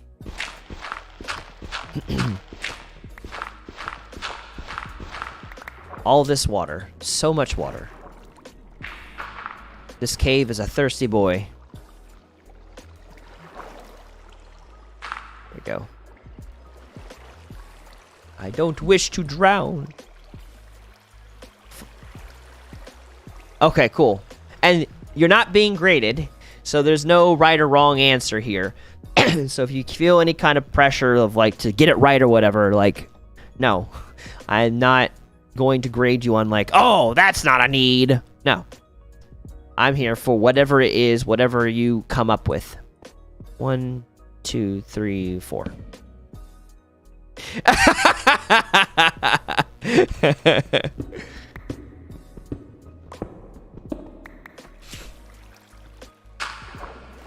And if you like, also, if you want me to like give examples or clarification, let me know, and I will try to do that as well. So like, if you feel like you need like a starting point, let me know, and I'll try to give an example so you kind of like maybe can like figure it out through an example.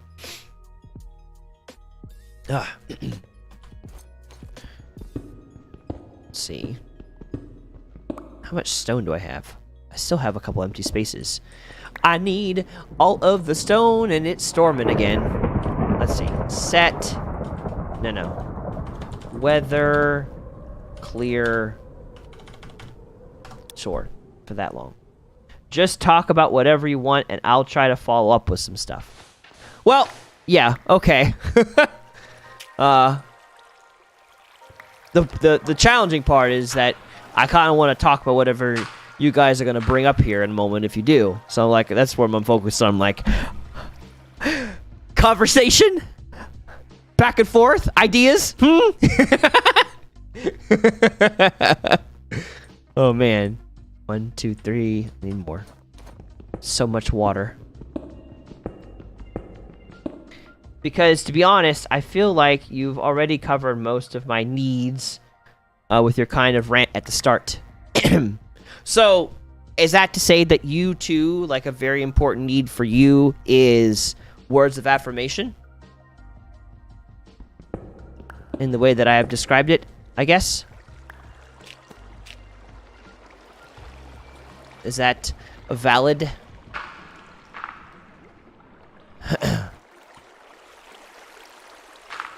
One of my slightly more complex ones, I guess, is alone time. Yes, I understand that. Do you think... Now, but also very complicated in my case. To that point, Zap, would you say, is the need to be alone, is it to truly be, like, absolutely alone, no one involved, or would you say is more the need to do your own thing? Because I've realized there's a bit of a difference for me in that one, where, like, I want to be alone in as much as I get the ability to do what I want to do. So if someone were to do what I want to do, I'm okay with them being there, but only if we're doing what I want to do. So would you say it's that, or is it, like, truly, no, I need to get away from people because people are overwhelming me? So, okay, so... in my mind, there's, like, different degrees of needing to be alone. In my case, I've been waiting to use that word for a second. I just wanted to get that out. Expound. So, where's that water? Sheesh. So, expounding upon that. I have some friends, okay, that they need to be alone because they have a lot of thoughts in their head and they can't make sense of some of those thoughts until they've had a chance to be alone and to just think and not to have someone there all the time, because having someone there messes up. Like, after a while, it just becomes too much for them. They need to be alone. I do have some inventory space. I have 1 inventory space. To be exact. Oh, hello. Okay. Ooh, shulker box. Yes. Sweet. Oops. Ooh. Thank you. I'm gonna put some of this in there and that in there. Put that back in my inventory. Oh gosh. Oh god. Now I have not enough inventory space. Oh crap. Now I also don't know which one is which. Oh. Okay. It's that one. I cannot put a shulker box in a shulker box. Darn it. I need to now create inventory space for all these shulker boxes. Okay. Nope, I can't put a shulker box in a backpack. I could put flint in a backpack. Okay. I need to put... let's put the sand in there. I can pick up all this stuff. Okay, cool. Now I've got all the shulker boxes. Thank you. Let me see. Let me go back and read. So he said, I've been waiting for the use of word for the blah, blah, blah, blah, to check that out. Okay. I do need affirmation. I got turned away from asking for it because my mother-in-law would ask all the time, and it became an issue. Let's see. The helmet is respiration, in case you forgot. Put on the copper. Okay, cool. Chord progressions. Oh gosh, what is this? Sounds. I don't need to hear someone singing in the background. Go away. This is distracting song. I don't need this. So I do need information. I got turned away from asking for it because my mother-in-law would ask all the time, and it became an issue. Okay, so for a time, that need took a little bit of a backseat because it was like you didn't. I guess in that moment, would it be fair to say, in response to that, Kenneth, that maybe you were afraid to want to be affirmed because you didn't want to look like your mother-in-law? Would that be a valid statement, just so I can understand the situation better? Or is it more like you got exhausted from it so you didn't want it kind of thing? Because I'm curious about that. Okay, so it's more the first thing that I described, not the second. So, because yes answered both of what I said simultaneously, so I'm not sure which yes that yes belongs to. It also unironically describes the situation I'm going through right now. I just put a bunch of cobblestone in one. Oh, okay, cool. And yeah, you have to use a lot of thought for work, though, through the week, and a good 4 hours with no noise, TV, etc., to just think about it. We had a major dislike for the way she did it consistently. Okay, so it turned into a thing of like, this is happening so much that I want to dial back from my need of this because I don't want it to be, I don't want to become a curse for another person, and I don't want to become that. Is that accurate? Am I reading this correctly?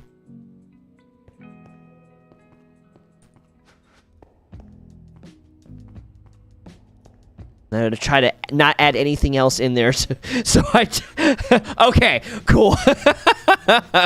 Cool.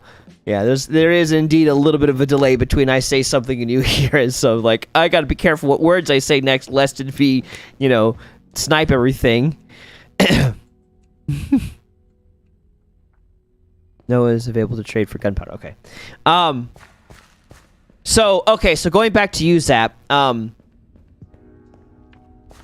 So it's you need a space to be able to think. So it's not so much of a matter of like you just need alone time because you've been doing what everyone else wants to do, that you just want time to do what you want to do, and that it doesn't matter if other people are involved so long as they're doing the same thing. It's legitimately no people at all because there's just too much going on. You need a chance to kind of collect your thoughts. Is that accurate, Zap? Am I understanding that correctly?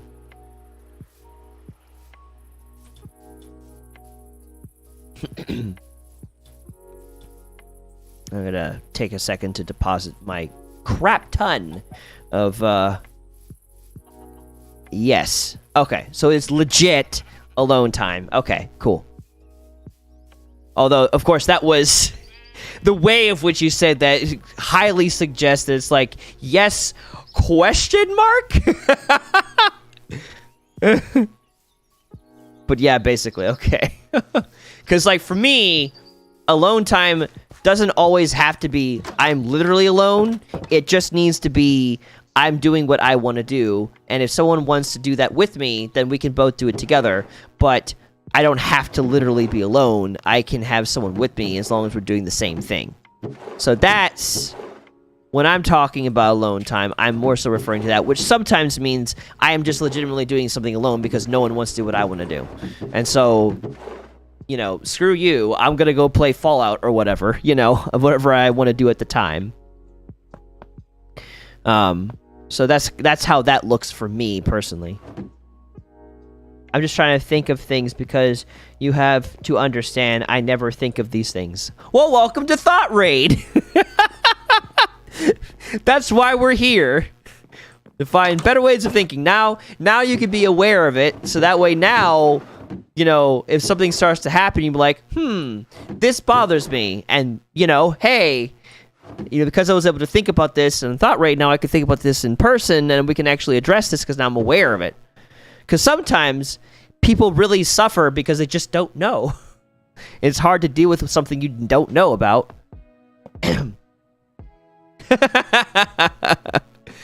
I'm glad we get to help you think about things you might never have thought about before. So that makes my heart smile.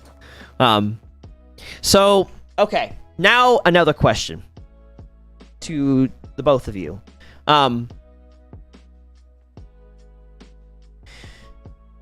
What is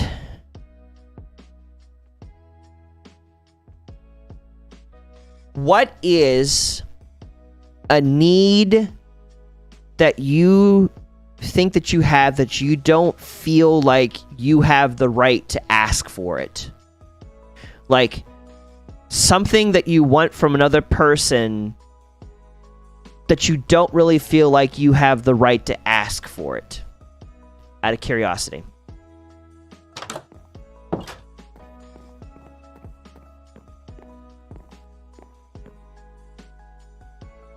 You definitely have these.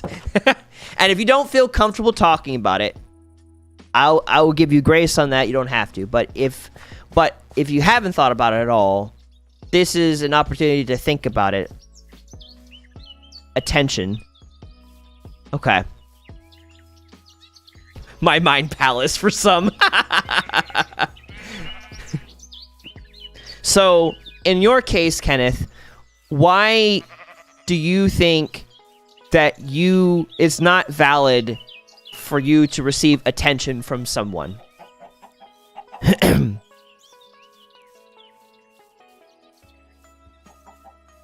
Because I'm curious about that.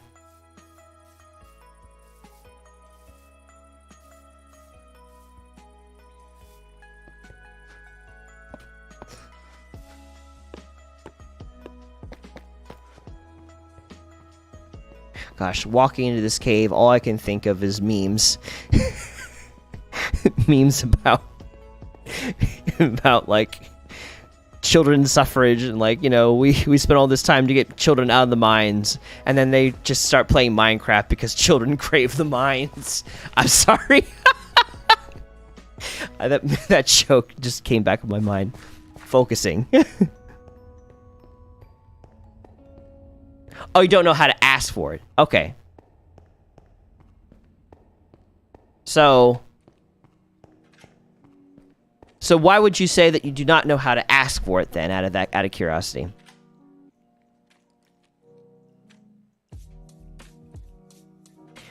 It's verbal praise that you were talking about. It popped into your mind.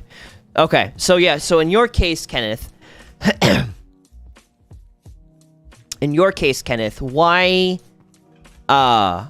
like, so you don't know how to ask for attention, like, so what does that look like? Like, does it feel awkward to ask? Does it feel not right to ask? Like, how does that manifest? Like, the not really knowing, like, how can I specifically help in this circumstance?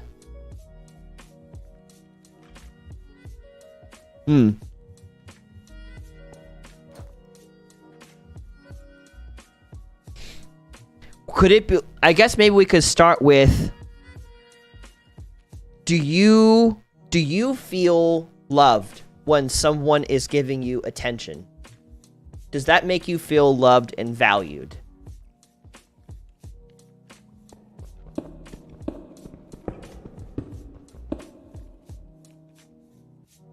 Right. No, I get you. I get you 100%. Okay.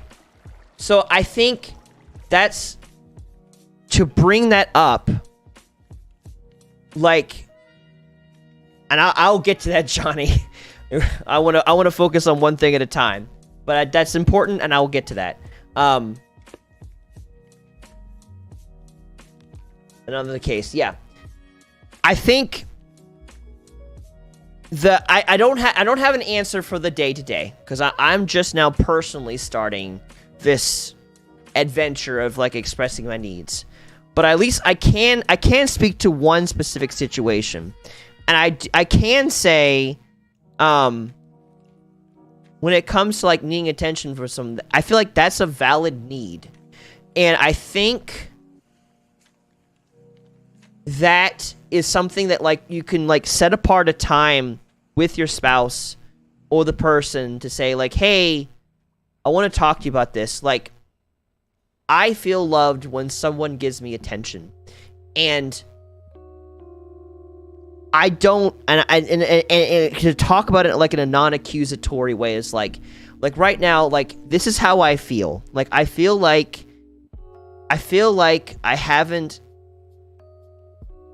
had, and you know what, to be honest, Kenneth, I don't think there really is any way to kind of bring this up without it being some form of awkward, especially in the beginning. Because you are being vulnerable in this moment. Whenever you bring out your needs, that's a moment of vulnerability. And vulnerability in the beginning is always going to be awkward. And that's okay. Because in being vulnerable, as long as you're not going into of like, like this or else, like, I feel like going and inviting someone into the space of like, here's a need, here's what I need. I would like to have more attention from you, and like inviting them in that space to kind of like look into the why, and to have an open conversation about that, where they have the ability to provide input and to look and explore that space together.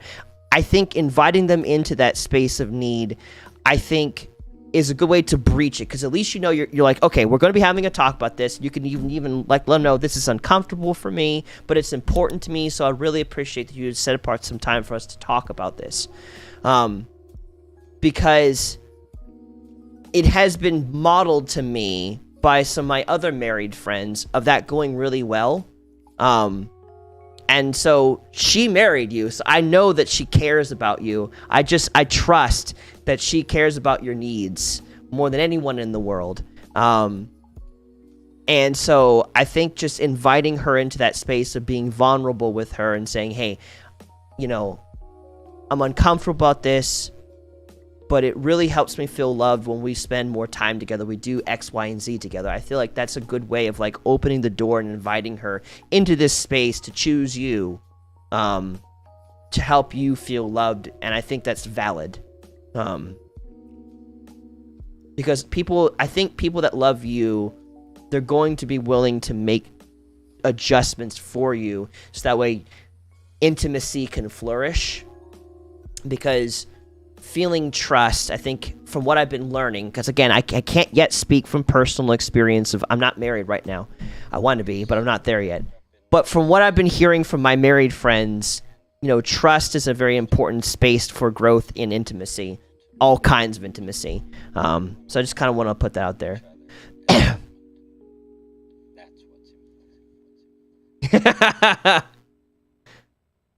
Part of being human, yeah, I know she does care, but sometimes just need more. It can be a day to day. I don't know if it's a form of depression in my end. Could be. It could be. And having a conversation about it can open up the opportunity to like think on that more and like figure out, is it depression, and kind of like working that out together. And I hope, Kenneth, I'm not making any kind of big assumptions here. Like, I'm just kind of just running with was being given to me. So if I've made any sort of assumptions here, I apologize. I do not want to kind of create a sort of tension or anything. This is just me like doing my best to hear what you're saying, and then just like providing what I'm learning in the process, because that's what I like to do. So if I'm stepping on anything, please let me know and I'll stop. And I didn't think that it would be, I don't think it was that bad. Like, I watch and see some of the stuff that you post on your social media, and just from the conversations that I had with you, it does not seem to me that like there's anything big or major or marriage breaking or anything like going on. Like, I don't have any inklings of that at all, personally. So if you're worried that I'm kind of perceiving that, I'm not. Because there are definitely telltale signs. I think you have, wait. Oh, Zap. Oh, yeah, I see what you're saying now, Zap. Okay. Okay, I'm glad I'm not stepping on any toes or anything. I'm glad that's not happening. I'm glad. So, you going to you, Zap, and I'm working my way to you, Johnny. So if you're still there, know I'm working my way to you. I want to get to Zap, and then I'll get to you. which is great. I'm very excited about that, Kenneth. Like, that moves my heart. I really value people who do their best to treat their spouse right, and to better themselves for their spouse. Like, that really moves me more than a lot of different things in this world. And I think that's because of just watching my own parents and all of the sacrifices they made for each other to grow and to be better for each other. Like, that's really important to me, and I really respect people like yourself, Kenneth, that do your best to be loving to your spouse. It's something that I wish to aspire towards when my day comes, and I find someone who loves me.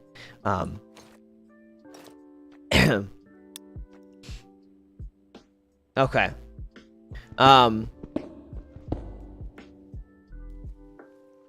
So you have a situation that's presently going on right now. You're already sick about them. It did a while ago and came back miraculously. Yeah. Okay, sounds good, Kenneth. So yeah. Yeah. So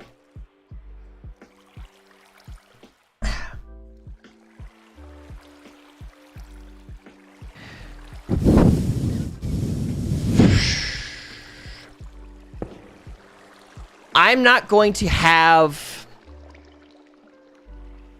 Johnny, I'm not going to have the best immediate answer for this, because though I have definitely worked with people with suicidal thoughts, I'm not trained...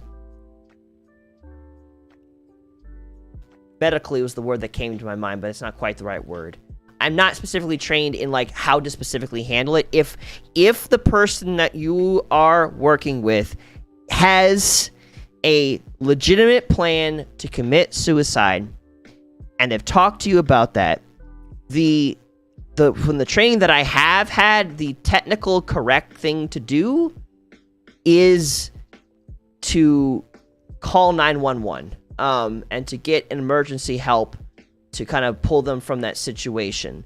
But they have to have a plan and actively talking about their plan and working through with that plan with you. If they're not doing that and they're just saying they feel suicidal, that's not quite the same thing. Feeling it and actually, like, they have a legitimately plan, they're two different things. If they don't legitimately have a plan, is not the case.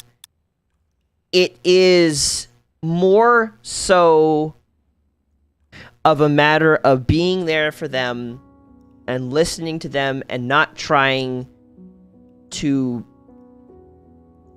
fix them. Like, whatever they do,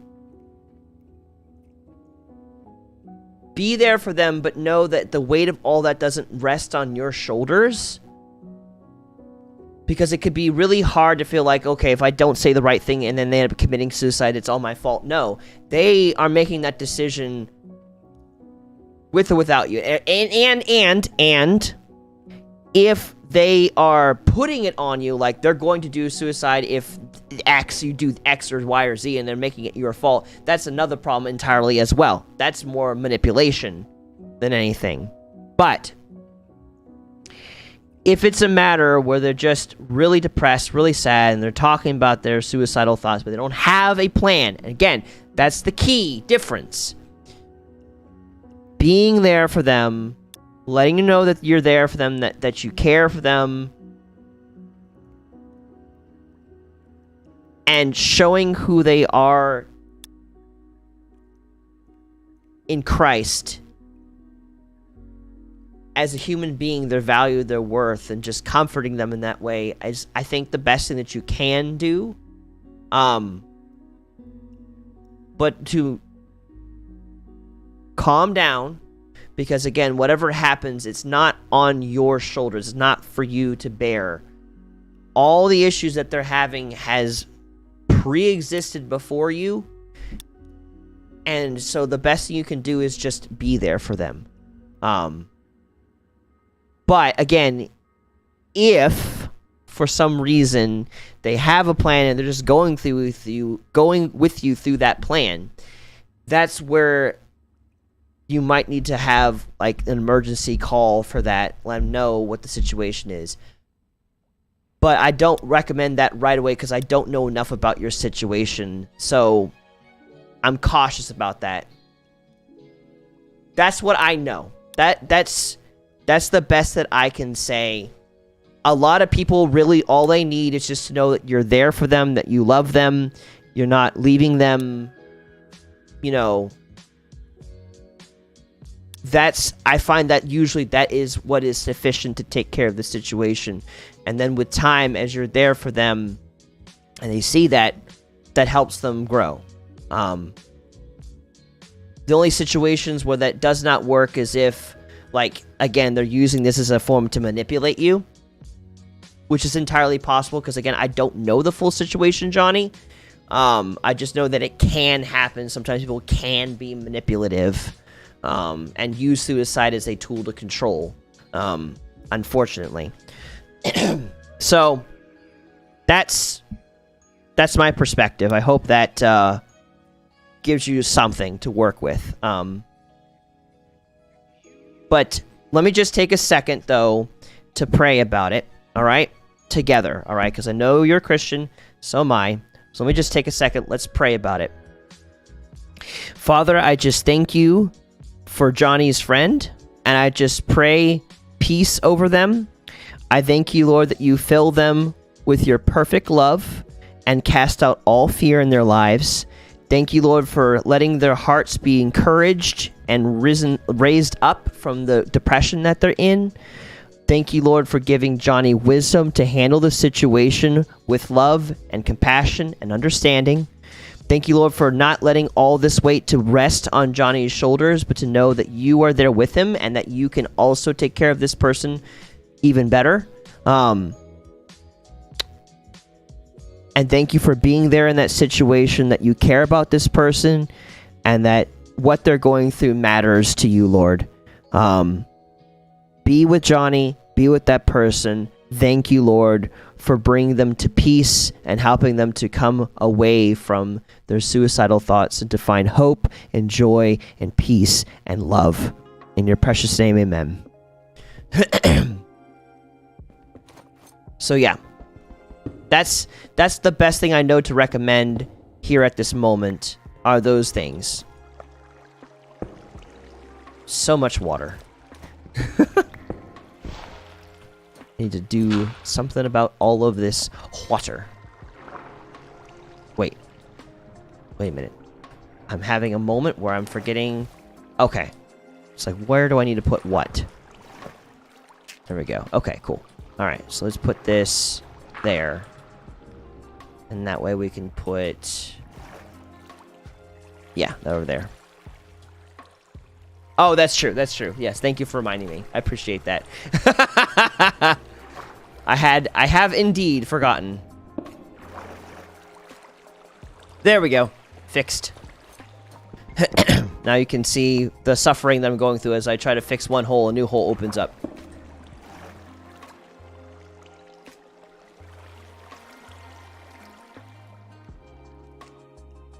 Yeah. See, and that's possible.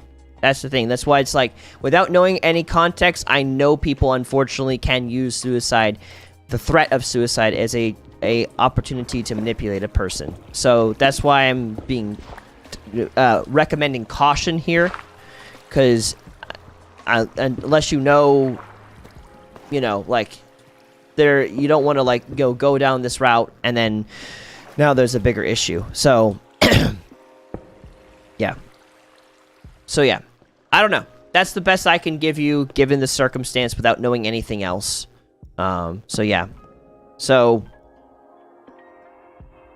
people can be, yes. So I want to focus in last before I close out today what you said last, Zap, and then I'll end out the stream here. So you had mentioned one thing that you feel like you really need from people, but have a hard time, or don't feel like you can ask for, don't feel like it's valid to have.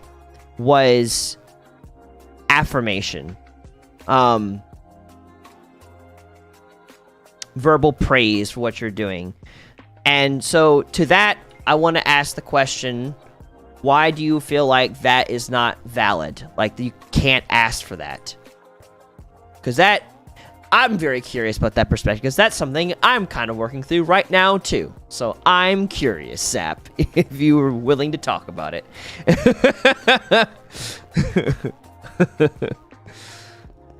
I'm actually, like, literally, like, I'm about to have, like, a conversation about this with, my boss. I just feel like, from their point of view, it's almost unnecessary. Why do you think it's unnecessary that they affirm you, like verbally praise you? Out of curiosity. Oh, why do you, or excuse me, I guess, let me rephrase that, understanding your wording a little bit better. Why do you feel like they would just immediately think that it's unnecessary?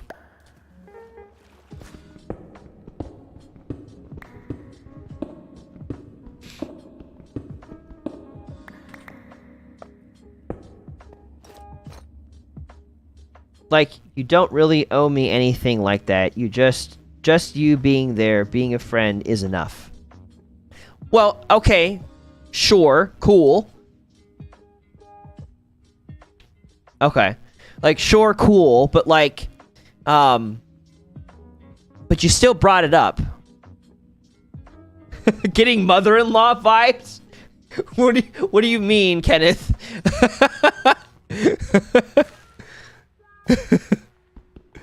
What does that mean? Because after the context what you said, I don't know if that's a good thing or a bad thing. I don't know. Or what exactly you're referring to. So I'm like,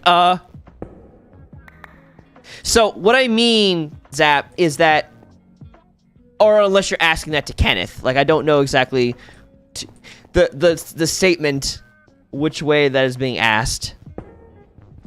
If you're asking me, what do I mean, or you're asking Kenneth what he means. Okay, cool. To Kenneth. 1, 2, 3, 4.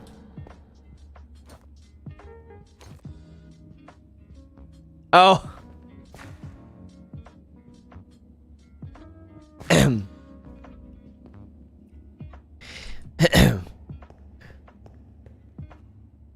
I think though,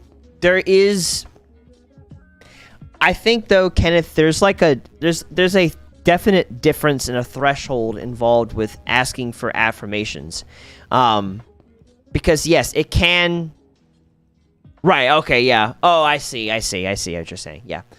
Because, yeah. But to now make the distinction, since you brought up, let me make the distinction there, because not everyone might recognize that. Like, okay, I'm going to count this. 2, 3, 4, 5, 6. And I'm at 1, 2, 3, 4, 5. One more. Okay, 6. Make myself another thing.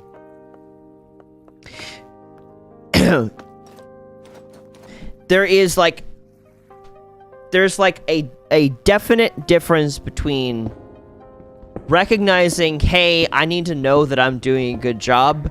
Could you please let me know if I'm doing a good job? And please tell me I'm pretty. Please tell me everything's good. Please this, that, and you refuse to be okay unless you've had a affirmation. So like, I feel like in a sense, you're already like on the right track, Zap, because yes, you know, it isn't, people don't owe you. No one should owe another person a positive affirmation, because then it becomes when positive affirmations becomes a work-based thing, and people are positively affirming me because I did something, therefore I deserve this, then it gets icky. But that said, it does not invalidate the absolute need to occasionally be told by other people, hey, you're doing a good job, especially if the person is already thinking, wow, I really love this person and appreciate what they're doing. Like, I think it is important that we, as a people, foster letting people know they're doing a great job, that they love them or whatever. Like I think it's really good and healthy that if you are thinking something positive about a person, to let them know what you're thinking, if it's positive. Not necessarily every single time. Like if you know, it's not like, oh, I'm thinking about it, so I have to tell them now. I'm not saying that. Don't panic.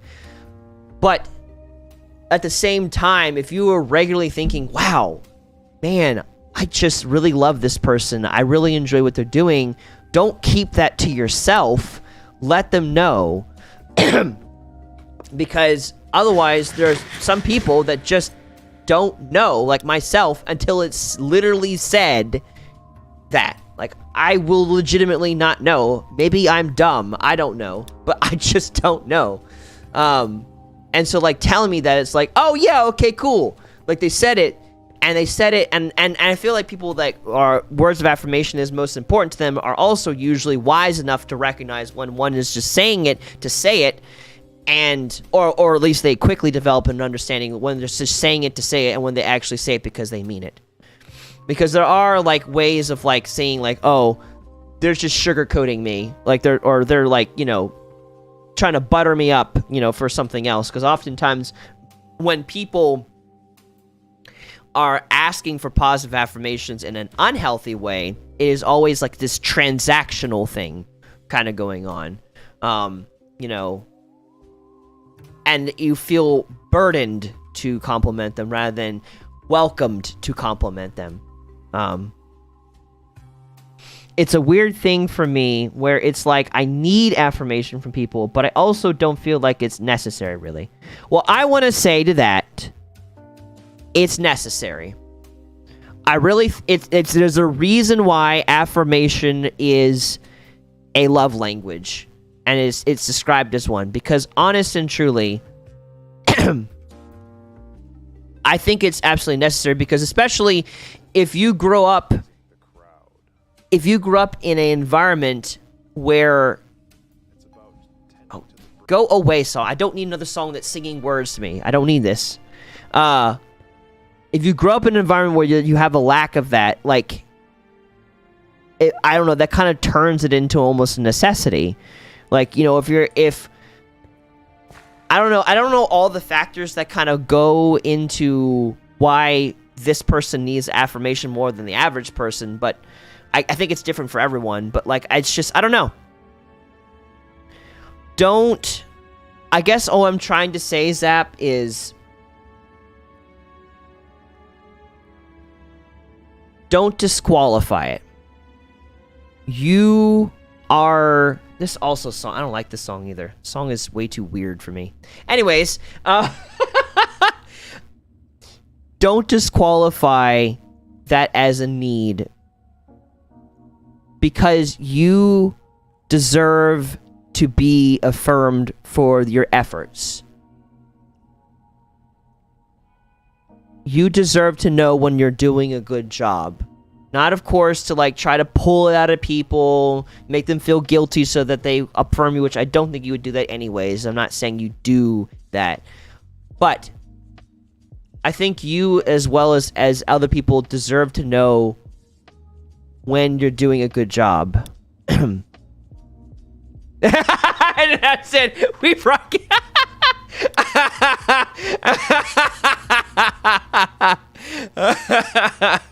Yeah. Just immediately cut into the closing. You deserve to be firm. With that said, no, I'm not gonna just immediately cut into that. You know, well, thank you guys for...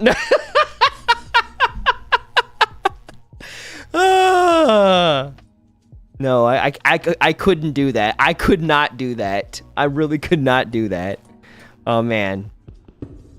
No, I will literally go longer just to make sure that that's not specifically happen. But anyways, no, you deserve to know. You deserve to know. It would be... It might be, yes. But I don't think I'm in the right headspace to do that, though. But anyways, you deserve to know when you're doing a good job, that you're valued and that you're appreciated. Like, I know for me, just as an example, I know for me that when someone legitimately tells me I'm doing a good job, that just makes me want to work all the much more harder. Like, I want to be, okay, cool, I'm doing a good job. How can I do even better job? How can I, they think I'm doing really good at this. How can I do even better at it so that I can further, make them be blessed and feel loved and everything. I just want to go all out. And my productivity spikes when someone tells me I'm doing a good job. So I really do think that that's a valid need and a want, and I just want to affirm that in you, Zap, that it's okay to want that. And I think if you would like to know a way to bridge that conversation with someone that you're needing affirmation from, I think it's really it's okay to kind of like sit. It's okay to sit down with them and be like, hey, like, Stal Katana in my head. It's like just like Brandon giving me advice. That's my need. Hey, Brandon. But no, to sit down with the person and be like, hey, I'm doing my best right now. I'm doing the best that I know how to do everything that I'm supposed to do. I'm doing my homework. I'm getting stuff done. I'm doing research and stuff that I'm interested in. And I really don't feel like I'm being valued. I really don't feel like I'm being heard or seen. And it would mean so much to me that if you think that I'm doing a good job, if you love me, that you would just tell me so. Because right now, I don't feel valued because you never tell me that I'm doing a good job. You only tell me when I'm doing a bad job. And it feels to me like you only see me in the moments where I'm just trying to take a break. And I would like for you to just hear me when I'm saying I don't feel valued right now. And if you could please tell me, am I doing a good job? Do you love me? Do I matter to you? Do you see the hard work that I'm doing? Does it mean something to you? Because right now it doesn't feel like that. I just need you to tell me. I feel like that's a valid thing to say to like your mom or dad or whatever, and to bring that up with them. And it may take time for them to come around and hear what you're saying.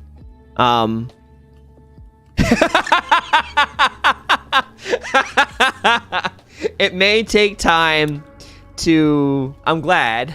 It may take time for them to hear it, but I think it's a very important conversation because, like, look, Zap, you're growing up. You're getting ever so closer to being an adult. And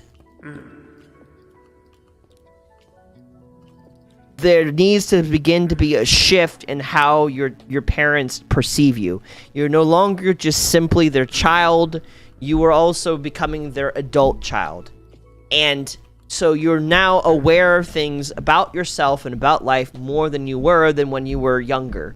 And that's just a natural shift and dynamic that happens. Also, you keep hearing, There's a little goblin that's not showing up. There it is. Oop, there it is. Goblin! Can you just have this conversation for me? I wish, Zap. Like, I mean, I will say this, like, I wouldn't be against, like, if you wanted to, like, and if your parents were open to it, to, like, have me sit there and just kind of listen to the both of you and, like, hear the perspectives and hear your perspective and talk on it. I wouldn't be against doing that if I could make the time for it. So there's that. I don't know. There is that, but I don't know what they'd be open to. Like, oh yes, let me bring in this strange person from the internet to listen to us that may make them feel insecure. So I don't know if that would even work. But either way, however that may pan out, the conversation does need to be had, because obviously this is very important to you. So,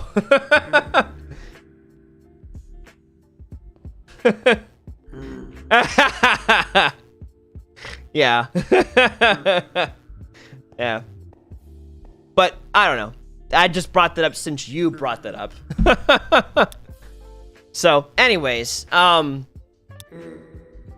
this this thing.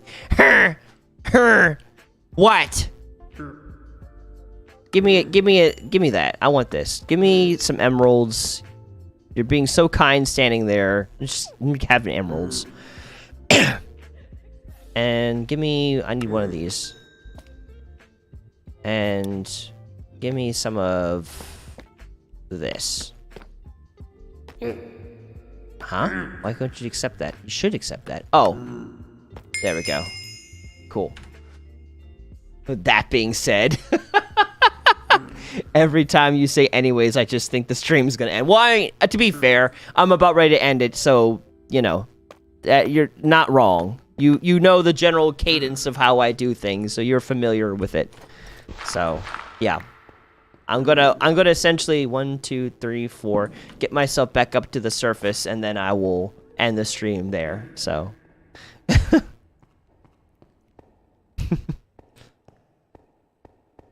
Fine, I'll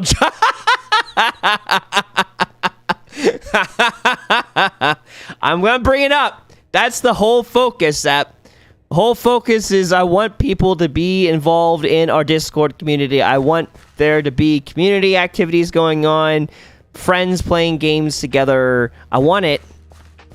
I want to build that up. That's my goal more than anything right now. I want people being a part of our world, building it together. I recognize this thing goes straight underneath the prison. Interesting. Okay.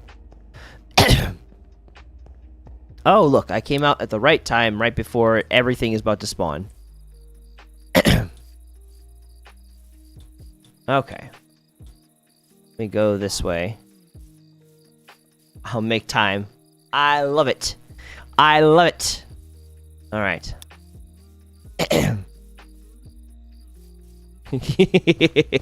Yes. All right. I've added this mod into this mod pack that whenever there is a campfire, it keeps the monsters away. Yes. So I can walk over to my house in peace without being blown up by a creeper, shot by a skeleton, or killed by a zombie. All right. Welcome to my house. Welcome to my my bedroom. Welcome to this book of enchantment, of, I think, mending there. Hello. So, all right. Now that you've seen this, this is my Minecraft bedroom. Welcome to the end of the stream. Oh, man. This has been a lot of fun. I want to just say thank you, Zap. Thank you, Kenneth. Thank you, Johnny, and your to your kids as well for joining, Kenneth. Like, that's not the proper intro. I appreciated you guys joining in and chatting with me. I can mix it up, Zap. I have the right to mix things up. Anyways, there it is. There you go. There you go. Anyways, I really appreciated you guys coming and joining and talking. I really enjoyed this conversation. I really enjoyed all that we talked about. So it meant a lot to me. I'm very grateful that you took the time to like talk to me about this and be open about it and everything. This is what I want. This is what I want for thoughtraid. I want us to have open discussions like this, to get to know each other, to talk about things, to just grow together and be open and all that kind of stuff. I want this. So I'm very grateful. I appreciate that, Zap. I always have to follow it up and give me mod. Don't butter me up just so I can give you mod. I know. I just, whenever I get in this mode, I barely get anything done. That's why I gotta build this off stream. If I don't do it off stream, it's just barely gonna happen. Like, half of this stuff I did when I was not streaming because I was able to focus. But anyways, I don't care. What happens isn't as important to me as much as the conversations that we have, the time hanging out. That's what's most important to me. That's what I'm here for, baby. That's what I want. And I'm grateful for you guys. Very much so.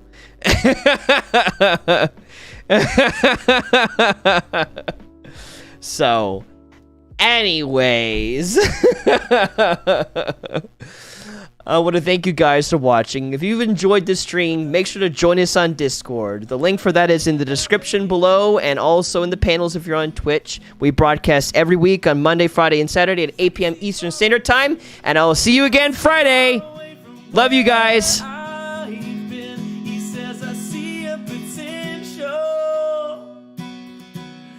see a potential in my eyes. I see a potential. I never lost sight of the reason why you're alive. You're alive. You're alive. We sing Jesus, you're alive.